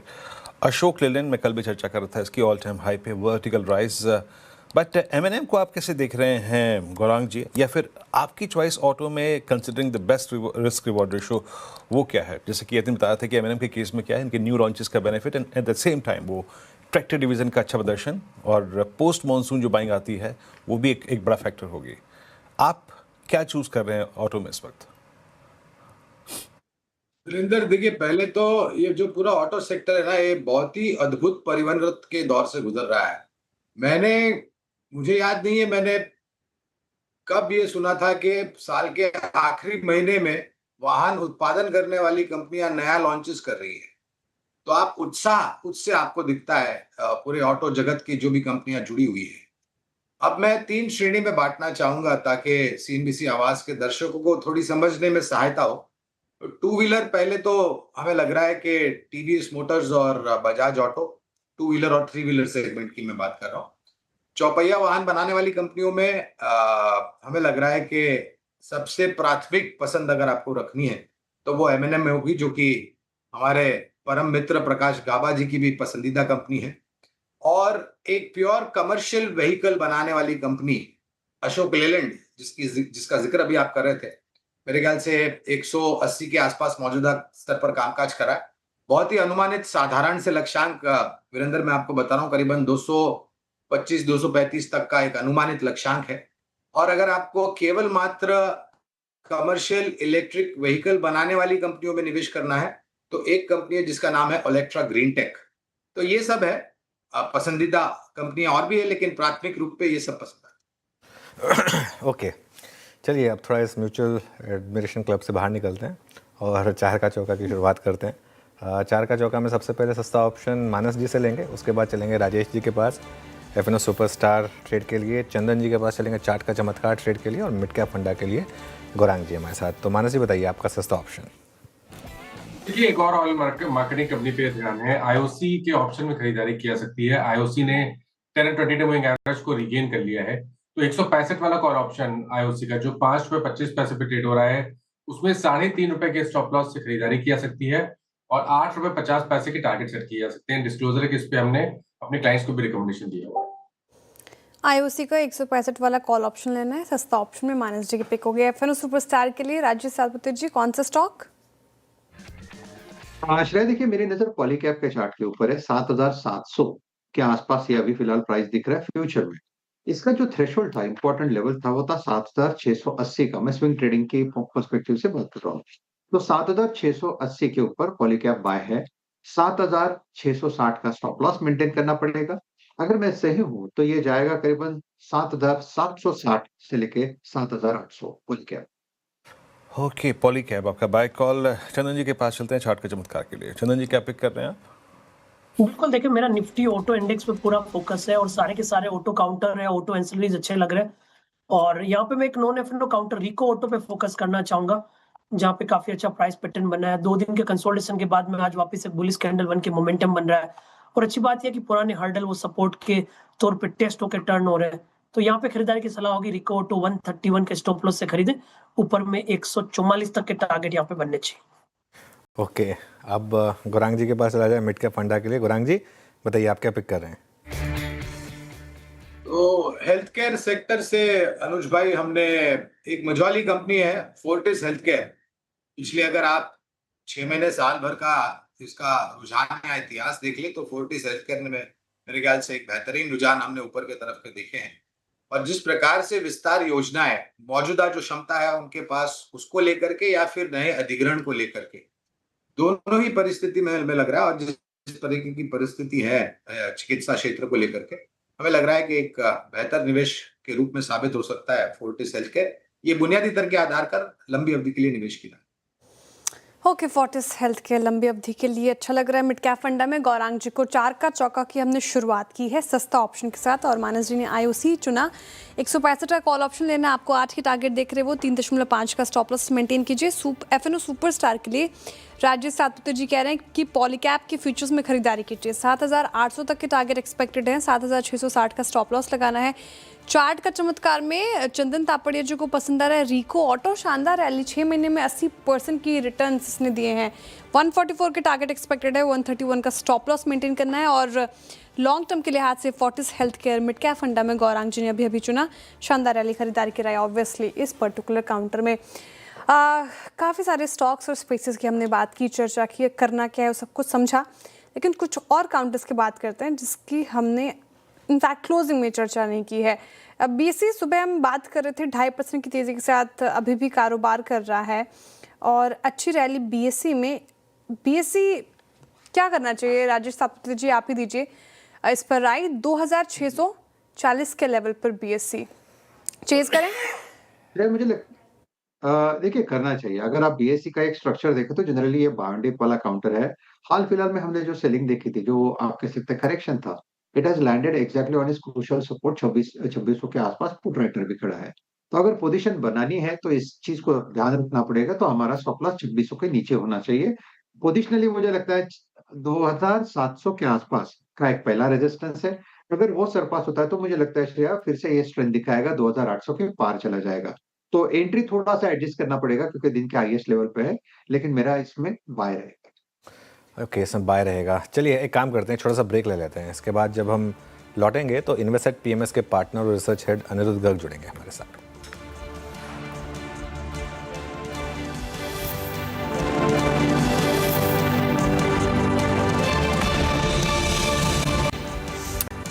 Welcome back. अब हमारे साथ जुड़े हैं इन्वेस्टेड PMS के पार्टनर और रिसर्च हेड अनिरुद्ध गर्ग। उनसे एक बातचीत करते हैं इस मार्केट को लेकर। Anirudh ji, good afternoon. नए साल की बहुत बहुत शुभकामनाएं एक दिन पहले आपको। क्या नया साल नई उम्मीदों के साथ कुछ नए और अच्छे रिटर्न्स लेकर आएगा या 2025 जैसा ही टफ रहेगा? गुड आफ्टरनून अनुज जी, आपको और CNBC आवाज की पूरी टीम को बहुत बहुत शुभकामनाएं नववर्ष की। सर, मुझे ऐसा लगता है कि अगर हम रिलेटिवली देखें, अगर 2025 से कंपेयर करें तो 2026 एक शानदार सा साल होना चाहिए। और यहाँ पे हमें ओवरऑल ब्रॉड बेस्ड मार्केट, जो इस बार ब्रॉड बेस्ड मार्केट में जो रैली मिसिंग थी, चाहे आप स्पेशली स्मॉल कैप्स में या पोर्टफोलियो लेवल्स पे बोलिए, ये साल वो सारी जो कमी रह गई इस साल की भी वो भी पूरी करेगा। ओके अच्छा अनिरुद्ध जी, नमस्कार। मैं वीरेंद्र बोल रहा हूँ। अगर आप इसे ब्रॉड बेस कह रहे हैं तो एक एक करके बहुत सारे सेक्टर्स के बारे में बात करना पड़ेगा हमें, बट उसमें से भी बेस्ट जहाँ पर ग्रोथ के अच्छे बहुत स्ट्रॉन्ग प्रोजेक्शंस हों और आपको एक बड़ा डिफरेंशियल दिखाई दे रहा हो between price and growth projections के बीच में, जहाँ पे स्पेस आपको बाइंग का नजर आ रहा है, बेस्ट दो सबसे बड़े स्पेस क्या होंगे? जहाँ तक जैसे जस्ट फॉर इंस्टेंस ऑटो के पास ट्रिगर था, ऑटो ने रिएक्ट किया, बहुत सारे ऐसे स्पेस थे जिन्होंने रिएक्ट भी नहीं किया। आपके प्रेफर्ड दो स्पेस क्या है उसमें? तो देखिए, मैं थोड़ा मार्केट को इस टाइम ऐसे देख रहा हूँ कि 2024 वाला बाजार तो नहीं है कि आप कुछ भी खरीदेंगे और ये चलेगा। मतलब देखिए, इसका प्राइम रीजन एक बड़ा सिंपल है। अगर हमें एक जनरल लेमैन को समझाना हो तो हम एक सिंपल, अगर हम एक कंपैरिजन बनाए स्मॉल कैप की कोई भी लीजिए, जैसे BSE small cap divided by BSE Sensex, तो इसका जो एक अपर बैंड रहता है जहां पे जाके स्मॉल कैप परफॉर्म करना बंद कर देता है या क्रैश आने के कुछ चांसेस हो जाते हैं, हम ये कह सकते हैं स्मॉल कैप जहां जाके महंगा हो जाता है, वेरी बेसिक अगर हम ये बोलें, तो अभी भी स्मॉल कैप अब अपर बैंड में है। तो आप बिल्कुल ऑल आउट स्मॉल कैप में मेरे हिसाब से हमें नहीं जाना चाहिए। जब हम स्मॉल कैप में नहीं जाते तो हम कैसे देख रहे हैं इस टाइम मार्केट को? हम बेसिकली 3 चीज स्पॉट करने की सर कोशिश करते हैं कि मार्केट में या तो हमें वैल्यू मिले या ग्रोथ मिले या क्वालिटी मिले। इस टाइम हमें ऐसा लगता है कि जैसे अगर पब्लिक सेक्टर बैंक्स को हम देखें, जो हमारे यहाँ पे, मैं बताना चाहूंगा disclaimer, not a recommendation to buy and sell, पर हम लोग पब्लिक सेक्टर बैंक्स में हमें ऐसा लगता है बहुत अच्छी value, specially the larger well capitalised public sector banks, हमें लगता है उनमें बहुत अच्छी वैल्यू है और आने वाले 1 साल में ये वैल्यू अनफोल्ड होनी चाहिए। अगर हम ग्रोथ में बात करें तो हमें ग्रोथ, जैसे आपने बताया, ग्रोथ में हम ऐसा देखते हैं कि रिलेटिव चेंज अगर कोई मिला हो, आपने कहा रिलेटिव चेंज मिला जैसे ऑटोज को, हमें फिर भी लगता है कि जो जीएसटी चेंजेस आए हैं, जो इनकम टैक्स कट है, अब लोग पैसे खर्चेंगे कहीं ना कहीं तो जाएंगे, या तो फाइनेंशियल कंपनीज के पास जाएंगे, या वो उनकी सेविंग होगी या खर्चेंगे। तो हमें ऐसा लगता है कि ऑटोज एक कंज्यूमर डिस्क्रिशनरी में हमारी नंबर 1 बेट है कि ऑटोज हो सकते हैं। Overall world inflation scenario change हुआ है, और ये जो यूएस चाइना में ट्रस्ट डेफिसिट आया है, उसके कारण हम प्रेशियस मेटल्स में एक बाउंस देख रहे हैं। ये बाउंस हमें, देखिए, ये जो कमोडिटीज होती हैं बहुत टेक्निकल प्ले है, पर फिर भी हमें लगता है कि जो नॉन फेरस और प्रेशियस मेटल्स हैं उनमें एक वैल्यू अनलॉकिंग की जरूरत थी। मेजोरिटी हो भी चुकी है, पर हमें लगता है आगे भी होनी चाहिए। इवन फेरस मेटल्स, मुझे अब यहाँ से लगता है कि एक स्टील का जो एक वो है साइकिल है, उसमें कुछ ना कुछ चेंज आने की उम्मीद है। तो हमें फेरस मेटल्स भी, तो मेटल्स पे भी हमारी एक ओवरवेट कॉल है कहीं ना कहीं। अगर हम बोलें, इसके अलावा हमें जो प्राइवेट एनबीएफसीज और अपकमिंग प्राइवेट बैंक्स हैं, उनमें भी हमें कुछ ना कुछ रुझान जरूर मिलता है। बट सबसे इंपॉर्टेंट और हमें समझ आने वाला, मैं ये भी कहूंगा हमारी बायस हो सकती है स्टॉक मार्केट वालों की इसकी तरफ, तो कहीं ना कहीं हमें ये लगता है कि जो इक्विटी कल्चर की तरफ हम बढ़ रहे हैं, एफडी कल्चर को छोड़ के, उस वजह से जो हमारे stock market intermediaries and financialization of assets के जो प्लेयर्स हैं, be it exchanges, be it AMCs, be it distributors, be it brokers, इन सब में भी हमारा एक अच्छा ओवरवेट है। Okay Aniruddh ji, good afternoon. और पूरी डिटेल में समझाया आपने कि आपको कौन से सेक्टर अभी फिलहाल अच्छे लग रहे हैं, public sector, autos, metal as a pack, ferrous, non ferrous, precious metals, private banking space, और भी बहुत सारी स्पेसेस आपने बताई। लेकिन दुविधा, कंफ्यूजन ये भी होती है अनिरुद्ध जी कि लेना क्या नहीं है। रादर मैं इसको रीफ्रेम करूं तो कौन सा सेक्टर आपको लगता है 2026 में अंडर परफॉर्म कर सकता है और थोड़ी दूरी बना के रखनी चाहिए? तो नहीं लेने वाले सेक्टर्स कौन से?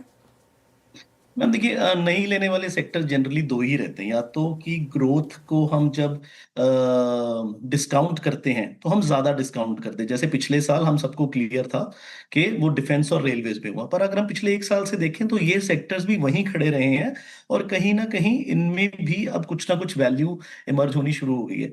तो मुझे लगता है कि 2026 में आपको प्रॉब्लम नहीं आनी चाहिए किसी भी सेक्टर से, क्योंकि पिछले 1 साल से अगर हम देखें, दिसंबर से दिसंबर, स्मॉल कैप की कोई परफॉर्मेंस आई ही नहीं है। तो उनको टाइम करेक्शन और प्राइस करेक्शन दोनों ही मिल गया एक तरह से। तो सेक्टर्स, मुझे नहीं लगता कि कोई भी सेक्टर्स इस साल अंडर परफॉर्म करेंगे, सब सेक्टर्स बढ़िया ही रहेंगे। हाँ, जो डिस्ट्रीब्यूटेड ट्रेड्स हैं हमें उनका थोड़ा ध्यान रखना चाहिए, थोड़ा स्मॉल कैप्स की तरफ ध्यान रखना चाहिए।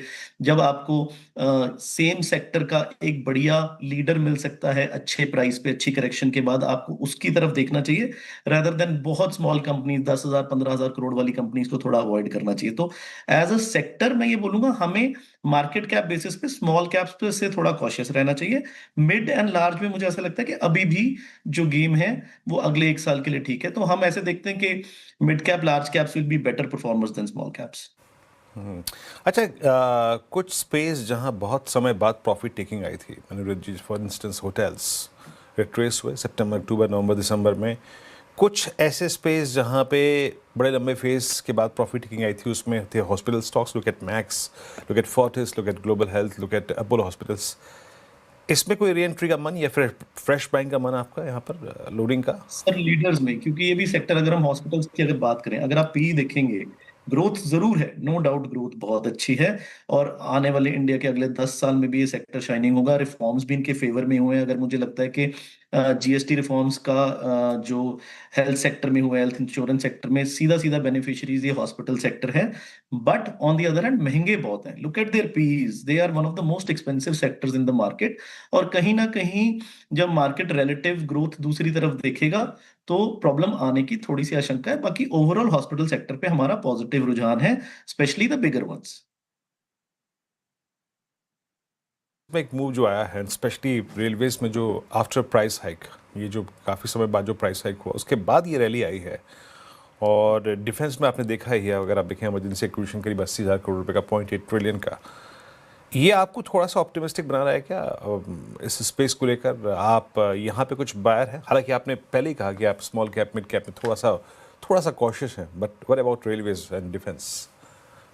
वीरू जी, मेरी आपसे स्पेशली पहले भी बात हुई थी, तो मैंने कहा था कि एक रूल, हर किसी का एक रूल है। देखिए, हमारा एक रूल है जिसमें हम ये बोलते हैं कि leaders of the past run will not lead the next run. तो हमें ये लगता है कि डिफेंस और रेलवेज पिछले रन का लीडर होने की वजह से एक बहुत ही बड़ा डिस्ट्रीब्यूटेड सेक्टर है। तो अब इसमें क्या है कि वॉलेटिलिटी बहुत बढ़ जाती है, और क्योंकि हम पीएमएस मैनेज कर रहे हैं तो हमें वो वॉलेटिलिटी हमें या हमारे क्लाइंट्स को अच्छी नहीं लगती। तो नो डाउट डिफेंस पिछले 1 साल से ठंडा पड़ा है, या रेलवेज तो बिल्कुल ही ठंडे बस्ते में। तो हमें लगता है कहीं ना कहीं यहाँ से रेलवेज और डिफेंस में कुछ वैल्यू है, बट देन अगेन वॉलेटाइल बहुत है, पिछली बार का विनर था, डिस्ट्रीब्यूटेड ट्रेड है, तो इसलिए हम रेलवेज और डिफेंस को अवॉइड कर रहे हैं। डिफेंस इन प्रिंसिपल अवॉइड, वो जो चले थे ना पिछले दौर में जमकर, अब वो खल रहे हैं। अनिरुद्ध जी की बात कुल मिला के अगर आप देखें तो कहें तो यही है। बहुत बहुत शुक्रिया अनिरुद्ध जी, आप इस चर्चा में शामिल हुए, सभी सेक्टर्स पे, स्टॉक्स पे अपनी राय रखी आपने, और एक बार फिर से आपको अग्रिम शुभकामनाएं नव वर्ष 2026 की बहुत बहुत शुभकामनाएं आपको। अनुज, क्या बेहतरीन सेशन रहा ये। महीना दिसंबर का था लेकिन प्रभाव जनवरी का था, क्योंकि सीरीज जनवरी की थी। इट्स 26128। हालांकि ऊपर से थोड़ी सी प्रॉफिट टेकिंग है अनुज, क्या है ना आजकल आदत सी नहीं रही है तो थोड़ा बहुत कैसे अप्रोच करेंगे इस क्लोजिंग को और कल के लिए व्यू? बिल्कुल, देखिए क्लोज अच्छी है, इसमें कोई डाउट नहीं है। थोड़ा जरूरी नहीं है कि आप एकदम हाईएस्ट पॉइंट पर बंद हो, लेकिन मेरा अभी भी यही मानना है कि मार्केट में इंडिविजुअल थीम्स में रहिए। इंडिविजुअल थीम्स में मार्केट आपको अभी भी काफ़ी अच्छे मौके दे रहा है, अच्छे थीम्स दे रहा है, अच्छी ट्रेड दे रहा है, उसमें रहिए। निफ्टी में अभी भी मुझे कन्विक्शन नहीं है। 25,700-800 पे जब आता था तब भी मैं यही बात कहता था कि जब तक 25,700 नहीं तोड़ेगा मैं कन्विंस नहीं होऊंगा। ऐसे ही अब 26,180, 26,190 पर आया तब भी मैं यही कहूँगा कि जब तक 26,200, 250 कन्विक्शन के साथ नहीं टूटेगा तब तक मैं पॉजिटिव नहीं होऊंगा। मैं मिस कर दूंगा रैली को, कोई दिक्कत नहीं है, लेकिन फंसेगा नहीं कोई, मतलब कोई फंसना नहीं चाहिए, मेरा मेन चीज़ ये है। तो उस हिसाब से हाँ, बैंक निफ्टी में जरूर आउट परफॉर्मेंस के साइन है। अब दिक्कत क्या है, बैंक निफ्टी में अब सीरीज़ की शुरुआत हुई है, सीधा मंथली ऑप्शंस हैं वो बहुत महंगे होते हैं, उनके थ्रू आप हेज कर नहीं सकते। तो कहीं ना कहीं अगर आपको ये सेंस बन रही है कि अगर मार्केट चलेगा तो शायद बैंक निफ्टी चलेगा, तो बैंक निफ्टी अगर आप चाहें एज इंडेक्स तो आप ले सकते हैं, लेकिन आपको हेज करना पड़ेगा। एंड इन दैट केस एक परफेक्ट हेज होगा, आप निफ्टी के वीकली ऑप्शंस के थ्रू, पुट ऑप्शंस के थ्रू अपने आप को हेज कर लें, क्योंकि वो आई थिंक एक परफेक्ट स्ट्रैटेजी होगी। क्योंकि अगर मार्केट यहाँ से चला तो एक सेंस बन रही है कि बैंक निफ्टी जो है वो निफ्टी को थोड़ा सा आउट परफॉर्म करेगा। चलिए, या तो फिर इंडिविजुअल स्टॉक्स में रहिए, वो एक बेहतरीन स्ट्रैटेजी हो सकती है। यतिन के पास चलते हैं एक बार फिर से डीलिंग रूम चेक के लिए। Yatin, good afternoon. Good afternoon. और आज दो स्टॉक जो डीलर्स के रेडार पे हैं उनमें सबसे पहले है इंडियन बैंक और पीएसयू बैंक्स में आज अच्छी खासी बाइंग है। पर्टिकुलरली इंडियन बैंक की बात करें तो यहाँ लॉन्ग बिल्डअप देखने को मिल रहा है स्टार्ट ऑफ द सीरीज, और 850, 860 तक के लेवल्स के लिए डीलर्स यहाँ बीटीएसटी की एडवाइस दे रहे हैं, क्योंकि डोमेस्टिक म्यूचुअल फंड्स की भी मोमेंटम बाइंग यहाँ देखने को मिल रही है। इसके अलावा आज ओपन इंटरेस्ट गेनर्स में एक बड़ा नाम है भारत फोर्ज।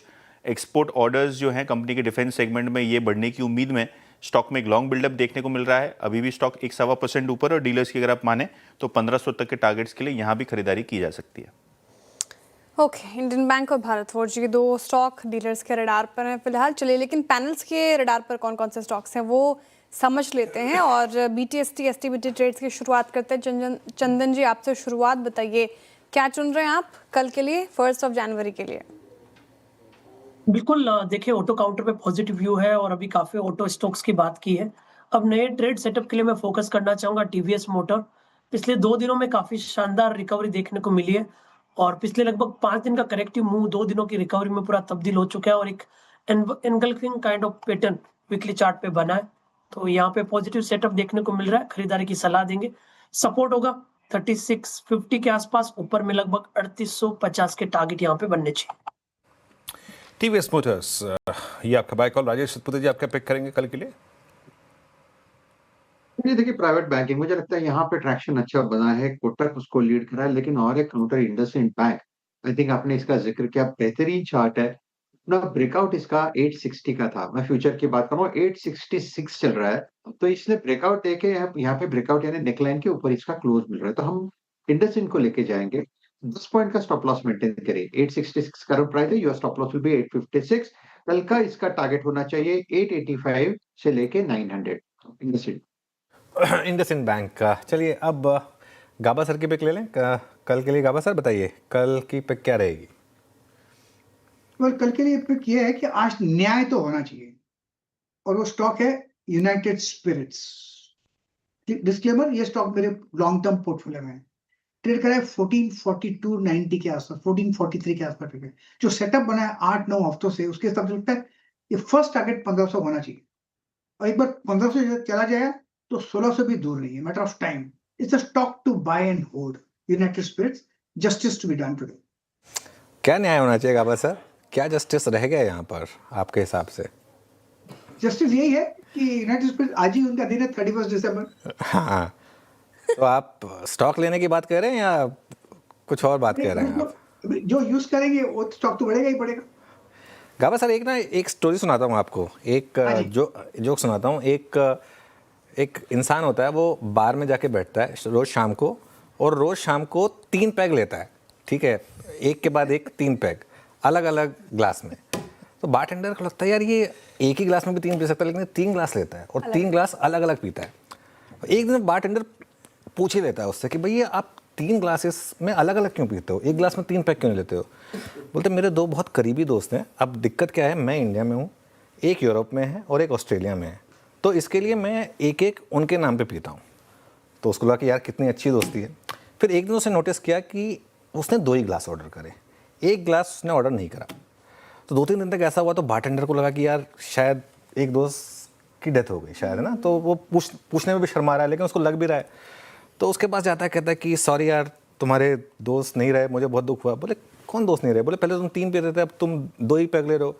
बोले नहीं यार, वो दोनों एकदम ठीक हैं, मैंने पीना छोड़ दिया, तो इसके लिए मैंने अब वो 2 ग्लास रखे हुए हैं। तो आज सोचा थोड़ा सा न्यू ईयर है तो नाइस, अमेजिंग। चलिए देखिए, हम किसी को रेकमेंड नहीं करते वैसे भी कि अपना गंगा जल पीजिए या फिर वो कोकोनट वाटर पीजिए या फिर कोई भी नॉन अल्कोहलिक ड्रिंक पीकर एंजॉय करिए। उसको पीकर भी एंजॉय किया जा सकता है, उसको पीकर भी पार्टी बनाई जा सकती है। बिल्कुल, स्टॉक पे डिस्क्लेमर हम हमेशा देते हैं, एक डिस्क्लेमर इस पर भी, अपने हेल्थ के अनुसार चुने अपना ड्रिंक। ओके, अब नेक्स्ट BTST या STVT ट्रेड लेते हैं। आशीष जी बताएं, आप क्या चुन रहे हैं 1 जनवरी के लिए? देखिए, L&T फाइनेंस ये साल फाइनेंस स्टॉक्स के लिए था, और हम देख सकते हैं क्लियरली L&T फाइनेंस बहुत स्ट्रांगली आउट परफॉर्म कर रहा है, अपने हाईएस्ट लेवल्स पे ऑलमोस्ट ट्रेड हो रहा है, और इसने आज के कल के दिन में वॉल्यूम जबरदस्त की थी। तो L&T फाइनेंस पे BTST कॉल लिया जा सकता है। ऊपर में जो टारगेट है यहाँ पर करीबन 325 का देखा जा सकता है, नीचे में स्टॉप लॉस जो लगाना होगा वो 307 का लगाना होगा। ओके, मानस जी आपकी ट्रेड BTST STBT? तो देखिए, ONGC पे खरीदारी करने की राय रहेगी। ONGC ने काफी समय के बाद अपने 10-20 डे मूविंग एवरेज को रीगेन कर लिया है, वॉल्यूम्स बढ़िया दिख रहे हैं। आई थिंक एक बाउंस बैक प्ले है। करंट लेवल्स पे ONGC के फ्यूचर में खरीदारी की जा सकती है। स्टॉप लॉस आपको 238 का लगाना है और टारगेट सेट करने हैं 245 के। ओके, चलिए अब काम करते हैं, 15 मिनट बचे। अब थोड़ा सा सीरियस बातें बहुत हो गई, अब थोड़ा सा इसमें फन एलिमेंट ऐड करने की कोशिश करते हैं। 2025 की आखिरी शाम आ चुकी है, लोग अपने अपने तरीके से नए साल का जश्न मनाएंगे। ऑब्वियसली उसमें से कुछ लोग पार्टी भी करेंगे और जाम भी छलकाएंगे। रिपोर्ट कहती है कि नए साल पर अल्कोहल पर लोग औसतन 1500 से 1800 करोड़ रुपए खर्च करते हैं।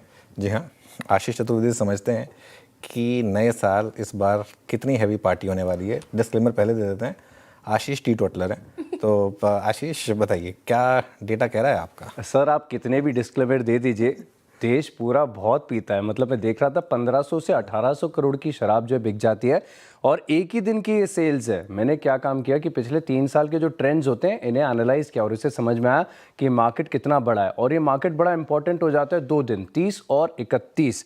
अब इंटरेस्टिंग फैक्ट्स आपके सामने रखता हूँ। एक तो बार्स और पब्स का जो कभी हमने सुना, लेकिन उसके मुकाबले 31 तारीख को 1.5 गुना ज़्यादा शराब जो है घर में बैठ के पी जाती है, और लोग इसकी तैयारी पहले से कर लेते हैं। अब 2024 में अगर आप देखें तो नोएडा में अकेले 3.5 लाख लीटर की बिक्री यहाँ पर आपको देखने को मिली। और दिल्ली में देखें तो 31 के दिन, जो पिछले साल का डेटा मेरे पास है, ये बता रहा है कि एक ही दिन में 20 से लेकर 24 लाख बोतलों की बिक्री आपको देखने को मिली है। अब कुछ और कंजम्पशन ट्रेंड्स को समझना चाहें तो आप ये देखिए कि बैंगलोर में न्यू ईयर ईव पे बियर को काफ़ी ज़्यादा पसंद किया जाता है, और सबसे ज़्यादा कंजम्पशन जो है बैंगलोर में बियर का देखने को मिलता है। और तेलंगाना में अगर आप देखें तो करीब करीब 4 लाख केस जो है वो बियर के यहाँ पर बिकते हुए नजर आए। अब बियर तो बिक ही रही है, लेकिन किसी भी फेस्टिव ट्रेंड या शादी या फिर आप न्यू ईयर ईव का ही देख लीजिए, सबसे ज़्यादा कंजम्पशन आपको देखने को मिलता है हार्ड लिकर यानी विस्की का। 55% के आसपास का जो है कंट्रीब्यूशन यहाँ पर देखने को मिलता है। और कुछ स्टेट्स की लिस्ट है मेरे पास जो लगातार पिछले 3 साल से टॉप कर रहे हैं पीने में। ज़बरदस्त बिक्री यहाँ पर होती है शराब की। सबसे पहले अगर आप देखें तो 3 साल के औसत बता रहा हूँ, और ये एक ही दिन का आंकड़ा है, एक पूरे महीने भर का आंकड़ा नहीं है। 282 करोड़ कर्नाटक में, दिल्ली वाले बहुत ज़्यादा 265 करोड़ है, तेलंगाना 215 करोड़, आंध्र प्रदेश है, केरल है, यहाँ पर काफ़ी ज़्यादा बिक्री आपको देखने को मिलती है। लेकिन स्टॉक मार्केट पर्सपेक्टिव से अगर आप देखें तो कुछ लिकर स्टॉक्स में काफ़ी बड़ी एक्शन देखने को मिला। और ये लाइन मुझे बहुत अच्छी लगी कि जिनमें तेज़ी का नशा देखने को मिला, इनमें से आप देखें तो एक तो रेडिको खैतान है 30% चला इस साल, और अलाइड ब्लेंडर्स ये डार्क हाउस साबित रहा है 38% के गेंस देखने को मिले। लेकिन कुछ स्टॉक्स ऐसे थे जिनको लेकर निवेशकों का नशा पूरी तरीके से उतर गया। इनमें सूला विनियार्ड्स 48% का डेंट, यूनाइटेड ब्रीवरीज 21% नीचे, यूनाइटेड स्पिरिट्स और पिकाडेली एग्रो इन्होंने भी नेगेटिव रिटर्न्स दिए।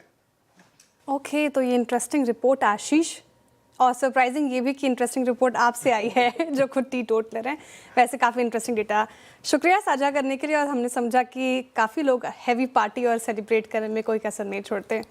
खैर, एक और ट्रेंड होता है न्यू ईयर पे, और न्यू ईयर की जब शुरुआत होती है तो ऐसे में कई सारे सपने होते हैं जिसे आप पूरे साल में पूरा करना चाहते हैं, और अपने लिए बहुत सारी लिस्ट बनाते हैं, रेजोल्यूशंस बनाते हैं। लेकिन आप सभी को न्यू ईयर के लिए ऑल दी वेरी बेस्ट हमारी टीम ने। और इनफैक्ट मेरी सहयोगी कंचन के पास चलते हैं और उनसे बात करते हैं और समझते हैं कि वो क्या बता रही है, और हमारे न्यूज़ रूम में दोस्तों ने 2026 के लिए क्या क्या संकल्प लिए हैं, क्या रेजोल्यूशन लिया है। देखिए, छुट्टी तो मिली नहीं, तो आइए कुछ इंटरेस्टिंग ही कर लेते हैं और अपने मन को थोड़ा बहला लेते हैं, और ये जानने की कोशिश करते हैं कि इस साल और स्पेशली आज किसके क्या प्लान है। और ये भी जानना काफ़ी ज़्यादा इम्पॉर्टेंट है कि कल कोई कहीं ऑफिस से गोची तो नहीं मार रहा तबीयत खराब का बहाना देके। तो आइए शुरू करते हैं हमारा operation 31st। Sir, last year मैंने रेजोल्यूशन की सेम वीडियो बनाई थी, आपने बोला था इस साल मैं घूमने वाला हूँ और बाकी सब काम करने वाले हैं, वो पूरा हुआ? पूरा हुआ ना। घूमा कितना घूमा मैं, रोज़ अंधेरी से वर्ली, वर्ली से अंधेरी, मुंबई में इसी में घूमने में पूरा टाइम निकल जाता है। लेकिन वैसे मैं 2-3 जगह घूमी है, लेकिन अभी भी बकेट लिस्ट में काफ़ी आइटम्स बाकी हैं, उनको मैं 2026 में पूरा करने वाला हूँ। सोचा हुआ मैंने, ऑलरेडी प्लान किया था। हर साल मैं जिम की मेंबरशिप पे करता हूँ और हर साल नहीं जाता, तो इसके लिए इस साल भी मैंने पे की है। होपफुली कि इस साल दिस टाइम इट्स डिफरेंट, ये कहना थोड़ा बंद करूँगा। यतिन सर, आज का क्या प्लान है? छुट्टी तो नहीं मिली?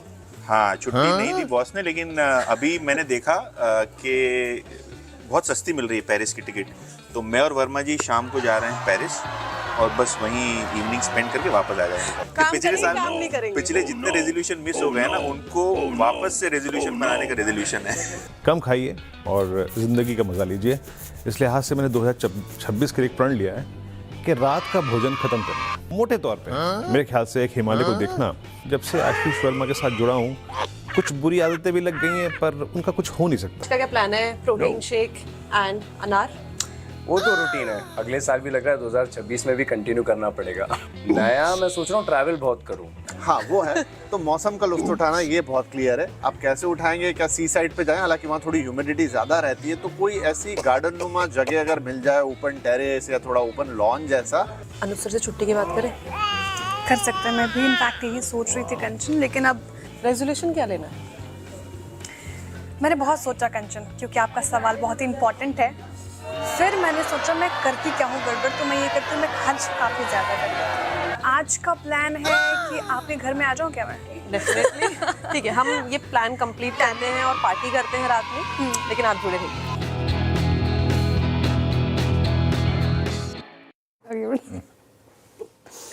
ओके, तो ये इंटरेस्टिंग पर एक बात बताओ सर, ये इंटरेस्टिंग रेजोल्यूशन हमने तो देख ली, मुझे सबसे क्यूट लगी वीरेंद्र जी की रेजोल्यूशन, खाना कम है, और जो वीडियोस आई हैं सामने सब चोरी पकड़ी गई सर आपकी। मैं पता है हाँ वीरू, पहले आप कह लीजिए फिर मैं बोलता हूँ। नहीं, आपने कहा खाना कम है, पूरे साल खाया। अच्छा, आपने नहीं देखा वीडियो? नहीं, अच्छा वीरू, मैं एक बात बताऊँ। वैसे मैं जब भी दिल्ली जाता हूँ ना, और मैं ऑब्वियसली मेरी जगह फिक्स है, वहाँ पे जाके मैं बैठता हूँ और वीरू मेरे लिए सबसे पहले एक बिस्किट का पैकेट ऑफर कर देते हैं, और उसके बाद मैं शो में बैठा हूँ, उससे पहले वो कहीं ना कहीं से मेरे लिए कुछ ना कुछ वो पोहा या कुछ ना कुछ मंगा देते हैं। वो वीरू के साथ इतनी अच्छी उनकी हॉस्पिटैलिटी है ना। और ये मैं अब की बात नहीं कर रहा हूँ, जब मैं CNBC आवाज़ पे मैनेजिंग एडिटर बन गया था, कि मैं उससे पहले जब मैं CNBC TV 18 में था, और तब मैं और वीरू मतलब सिर्फ एक शो साथ में क्या करते थे, लेकिन एक दूसरे को जानते थे। मैं तब भी जब दिल्ली जाता था तब भी वीरू यही करते थे। मतलब वो सुबह सुबह 6:30 बजे ऑफिस आ जाते हैं, सबसे पहली बात तो एकदम कमिटमेंट के साथ, चाहे फॉग हो या ना हो। और उसके बाद वो बाकायदा, जैसे मैं कह रहा हूँ कि खाने पिलाने में पूरा यकीन रखते हैं। तो इनके लिए एक्चुअली रेजोल्यूशन मेंटेन करना बहुत टफ होने वाला है, मैं आपको बता रहा हूँ। तो ये उल्टा होना चाहिए सर। हाँ, ये खाऊंगा और खिलाऊंगा। ये फूडी हैं, इनके लिए बहुत टफ होने वाला है ये एक्चुअली रेजोल्यूशन। नहीं, दिक्कत क्या है ना अनुज, मैंने देखा है कि मतलब जो रियलाइज़ किया पिछले साल भर में, कम खा के आदमी एनर्जेटिक ज़्यादा फील करता है। बस दिक्कत ये है कि हम पूरे दिन तो फैमिली के साथ खाते नहीं हैं। अब शाम का भी खाना अगर आप छोड़ दो ना तो घर में क्रांति हो जाती है। दिक्कत बस यही है। चलिए एक काम करते हैं, अपने पैनल से भी पूछते हैं वो क्या रेजोल्यूशन लेंगे। गाबा sir? Well, to me, every day is the first day for the rest of my life. आज के बाद जो नया और बाकी लाइफ है उसके लिए पहला दिन है, तो I live one day at a time.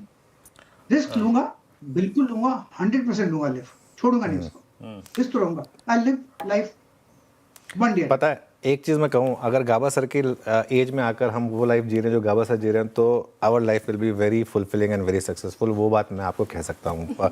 चाहे फिटनेस हो, चाहे इस उम्र में भी गाबा सर का वो स्कीइंग का शौक या वो प्लेन उड़ाने का शौक है, वो सब। चंदन जी, आपने क्या रेजोल्यूशन लिया? देखिए मेरे तो बहुत रेजुलेशन है और मैं रेजुलेशन को मेंटेन करके बाद में ट्रैक रिकॉर्ड भी पूरा देखता हूँ। मेरा रेजुलेशन ये है कि लास्ट ईयर से 20% बेटर करूँ। लास्ट ईयर मैंने 40 ट्रेवल किया, 2 डिग्री की, 1 बुक, 300 वेबिनार, 500 इंटरव्यू, तो इन सबको 20% बढ़ाना है। और मेरा एक रेजुलेशन पेंडिंग था कि मेरे को फिटनेस पे फोकस करना था, हो नहीं रहा था, वो पिछले 1-1.5 महीने में मैंने मैनेज कर लिया। तो बस वही है कि जो ये चल रहा है उसको 20% बेटर करना है। फैमिली को टाइम देंगे कि नहीं, लेकिन इतने सब के बाद काफी लंबी सूची। फैमिली को जरूर टाइम दीजिएगा चंदन जी। बिल्कुल, देखिए लास्ट टाइम मैं फैमिली के साथ 3 फॉरेन ट्रिप पे गया, उसको भी मैं सोच रहा हूँ 33% बढ़ा के इस बार 4 ट्रिप। अरे वाह, चलिए मानस जी, आपका रेजोल्यूशन? देखिए कोशिश रहेगी कि कम से कम जो डिनर टाइम होता है उसके बाद सोने तक मोबाइल ना यूज करूँ। ये सोचा है, लेट्स सी कर पाता हूँ नहीं कर पाता। मुझे लगा आप कह रहे हैं कि डिनर टाइम के बाद कुछ ना खाऊं। ठीक है। राजेश जी, आपका रेजोल्यूशन? अनुज जी, देखिए 2 रेजोल्यूशन है। एक तो वेट थोड़ा कम करना है, तो ऑब्वियसली जिम वो तो स्टैंडर्ड है सबका, लेकिन रेगुलर बेसिस बस वो तो हमेशा का रहता है, लेकिन इस बार थोड़ा सीरियस हूँ। और दूसरा रेजोल्यूशन है कि मेरी बेटी की शादी हुई, शी इज इन यूएस, तो सोच रहा हूँ इस साल उसको जाके मिल रहा हूँ कि कैसे है, क्या है, थोड़ा ये प्लान है। Let's see how does it pan out. Okay, और गौरांग जी, आपकी तरफ से रेजोल्यूशन? तो अनुज भाई, खाने पीने की बहुत बात हो रही है यहाँ पर, खास करके हमारे वीरेंद्र मित्र जो है, और शाम की खाने की बात करें तो आपको प्रोत्साहन देने के लिए वीरेंद्र जी, पिछले 12 साल से अधिक हो गए मैं रात को भोजन नहीं करता हूँ, और 8 बजे के बाद तो कुछ भी सेवन नहीं करता हूँ। तो आपको शायद थोड़ा प्रोत्साहन मिले। सुबह दौड़ लगाने जाता हूँ अनुज भाई, अभी तक सुबह 4 बजे उठ जाता हूँ और लौटता हूँ करीबन 6:45 बजे घर पर। 8 किलोमीटर हर रोज दौड़ लगाता हूँ, वो शायद 2 किलोमीटर और बढ़ा दूं। और एक बहुत ही महत्वपूर्ण जो निर्णय मैंने लिया है कि हर सुबह जब उठूं तो एक मुस्कुराहट मेरे चेहरे पर हो, और हर रात जब सोने जाऊं तो मुस्कुराहट से सोने जाऊं। ओके, चलिए गौरांग जी, उम्मीद करते हैं ये मुस्कुराहट 2026 में सुबह और शाम बनी रहे, रात को सोते टाइम बने रहे। लेकिन एक काम करते हैं, श्रेया ने कुछ पंक्तियां लिखी हैं इस रेजोल्यूशन, अगर आप देखते हैं सीक्वेंस के बाद, आइए सुनते हैं श्रेया से। श्रेया क्या लिखा है बता के ऊपर बताइए। देखिए आपका जो दायित्व था वो मैंने ले लिया है। तो अब शायरी और कविताएं मैं लिखा करूंगी। नहीं, खैर मजाक कर रही हूँ सर, आप भी लिखा कीजिए। लेकिन 2025 मार्केट के लिए कैसा रहा, उस पर मैंने कुछ लाइंस लिखे हैं और उम्मीद करती हूँ सभी को अच्छा लगेगा। और जिसका शीर्षक है, टाइटल है 2025 कुछ यूं बीता। तो 2025 कुछ यूं बीता, जनवरी का महीना रहा थोड़ा फीका, फरवरी में आई बहार, इनकम टैक्स कट का जनता को पहनाया हार, लगा अब बाजार मनाएगा त्योहार, लेकिन हुआ ठीक उल्टा। मार्च में मार्केट पर टूटा मल्टी ईयर लो का पहाड़। काश अप्रैल का महीना ना आता, पहलगाम न कोई जाता, आतंकियों ने किया अपनों को अपनों से दूर, लेकिन दूर नहीं था ऑपरेशन सिंदूर। फिर उठा देश, बढ़ाया सबने अपना हाथ और मिला जुलाई में आरबीआई रेट कट का साथ। अगस्त में जीएसटी का बजा डंका, सेंटिमेंट हुआ शिफ्ट और मूड लिफ्ट, लेकिन एफआईज की सेलिंग और डोनाल्ड ट्रंप के टैंट्रम्स पर असर नहीं पड़ा, मानो कोई हो चिकना घड़ा। अक्टूबर नवंबर में बाजार ने फिर की कोशिश, अगेन रैली फेल्ड, एफआईज ने किया sell. Wait, what's the date today? Is 31 December. Oh, it's year's closing bell. I hope sir अच्छा लगा सबको। बिल्कुल बिल्कुल, बेहद अच्छा, काफ़ी अच्छा लगा। श्रेया, खुद लिखा है आपने पूरा? नहीं, मैंने पूरा एक एक शब्द ये मेरा लिखा हुआ है और मैंने काफ़ी सोचा, सारे इवेंट्स को मैंने लाइनअप किया और क्या क्या हुआ है मंथ वाइज, फिर मैंने ये बनाए हैं लाइंस। बिल्कुल। चलिए, खैर मार्केट की तो हम काफ़ी बातें करते हैं, लेकिन जो श्रेया ने कहा इस साल की, अगर मेरी वीरू अगर दो मेमोरीज़ की मैं बात करूँ ना, जो मेरी सबसे ख़राब मेमोरी रही इस साल की, वो विदाउट अ डाउट पहलगाम थी। आई विश वो वैसी मेमोरी कभी दोबारा ना देखनी पड़े। विदाउट अ डाउट सबसे ख़राब मेमोरी पहलगाम थी। और इस साल की मेरी एक सबसे अच्छी मेमोरी जो मैं कहूँगा, वो पता नहीं अगर वो रेडी है या नहीं रेडी है, जो मुझे मौका मिला इंडियन विमेंस क्रिकेट टीम को वर्ल्ड कप लिफ्ट करते हुए, और as a proud father of 2 daughters मेरा मानना ये है कि भारतीय क्रिकेट के इतिहास का शायद सबसे बड़ा दिन था वो। तो वो आई थिंक एक बहुत बड़ा पॉजिटिव था। चलिए, एक काम करते हैं, अब क्लोजिंग की तरफ बढ़ते हैं। मार्केट में ठीक ठाक क्लोजिंग हुई है, करीब 200 पॉइंट ऊपर।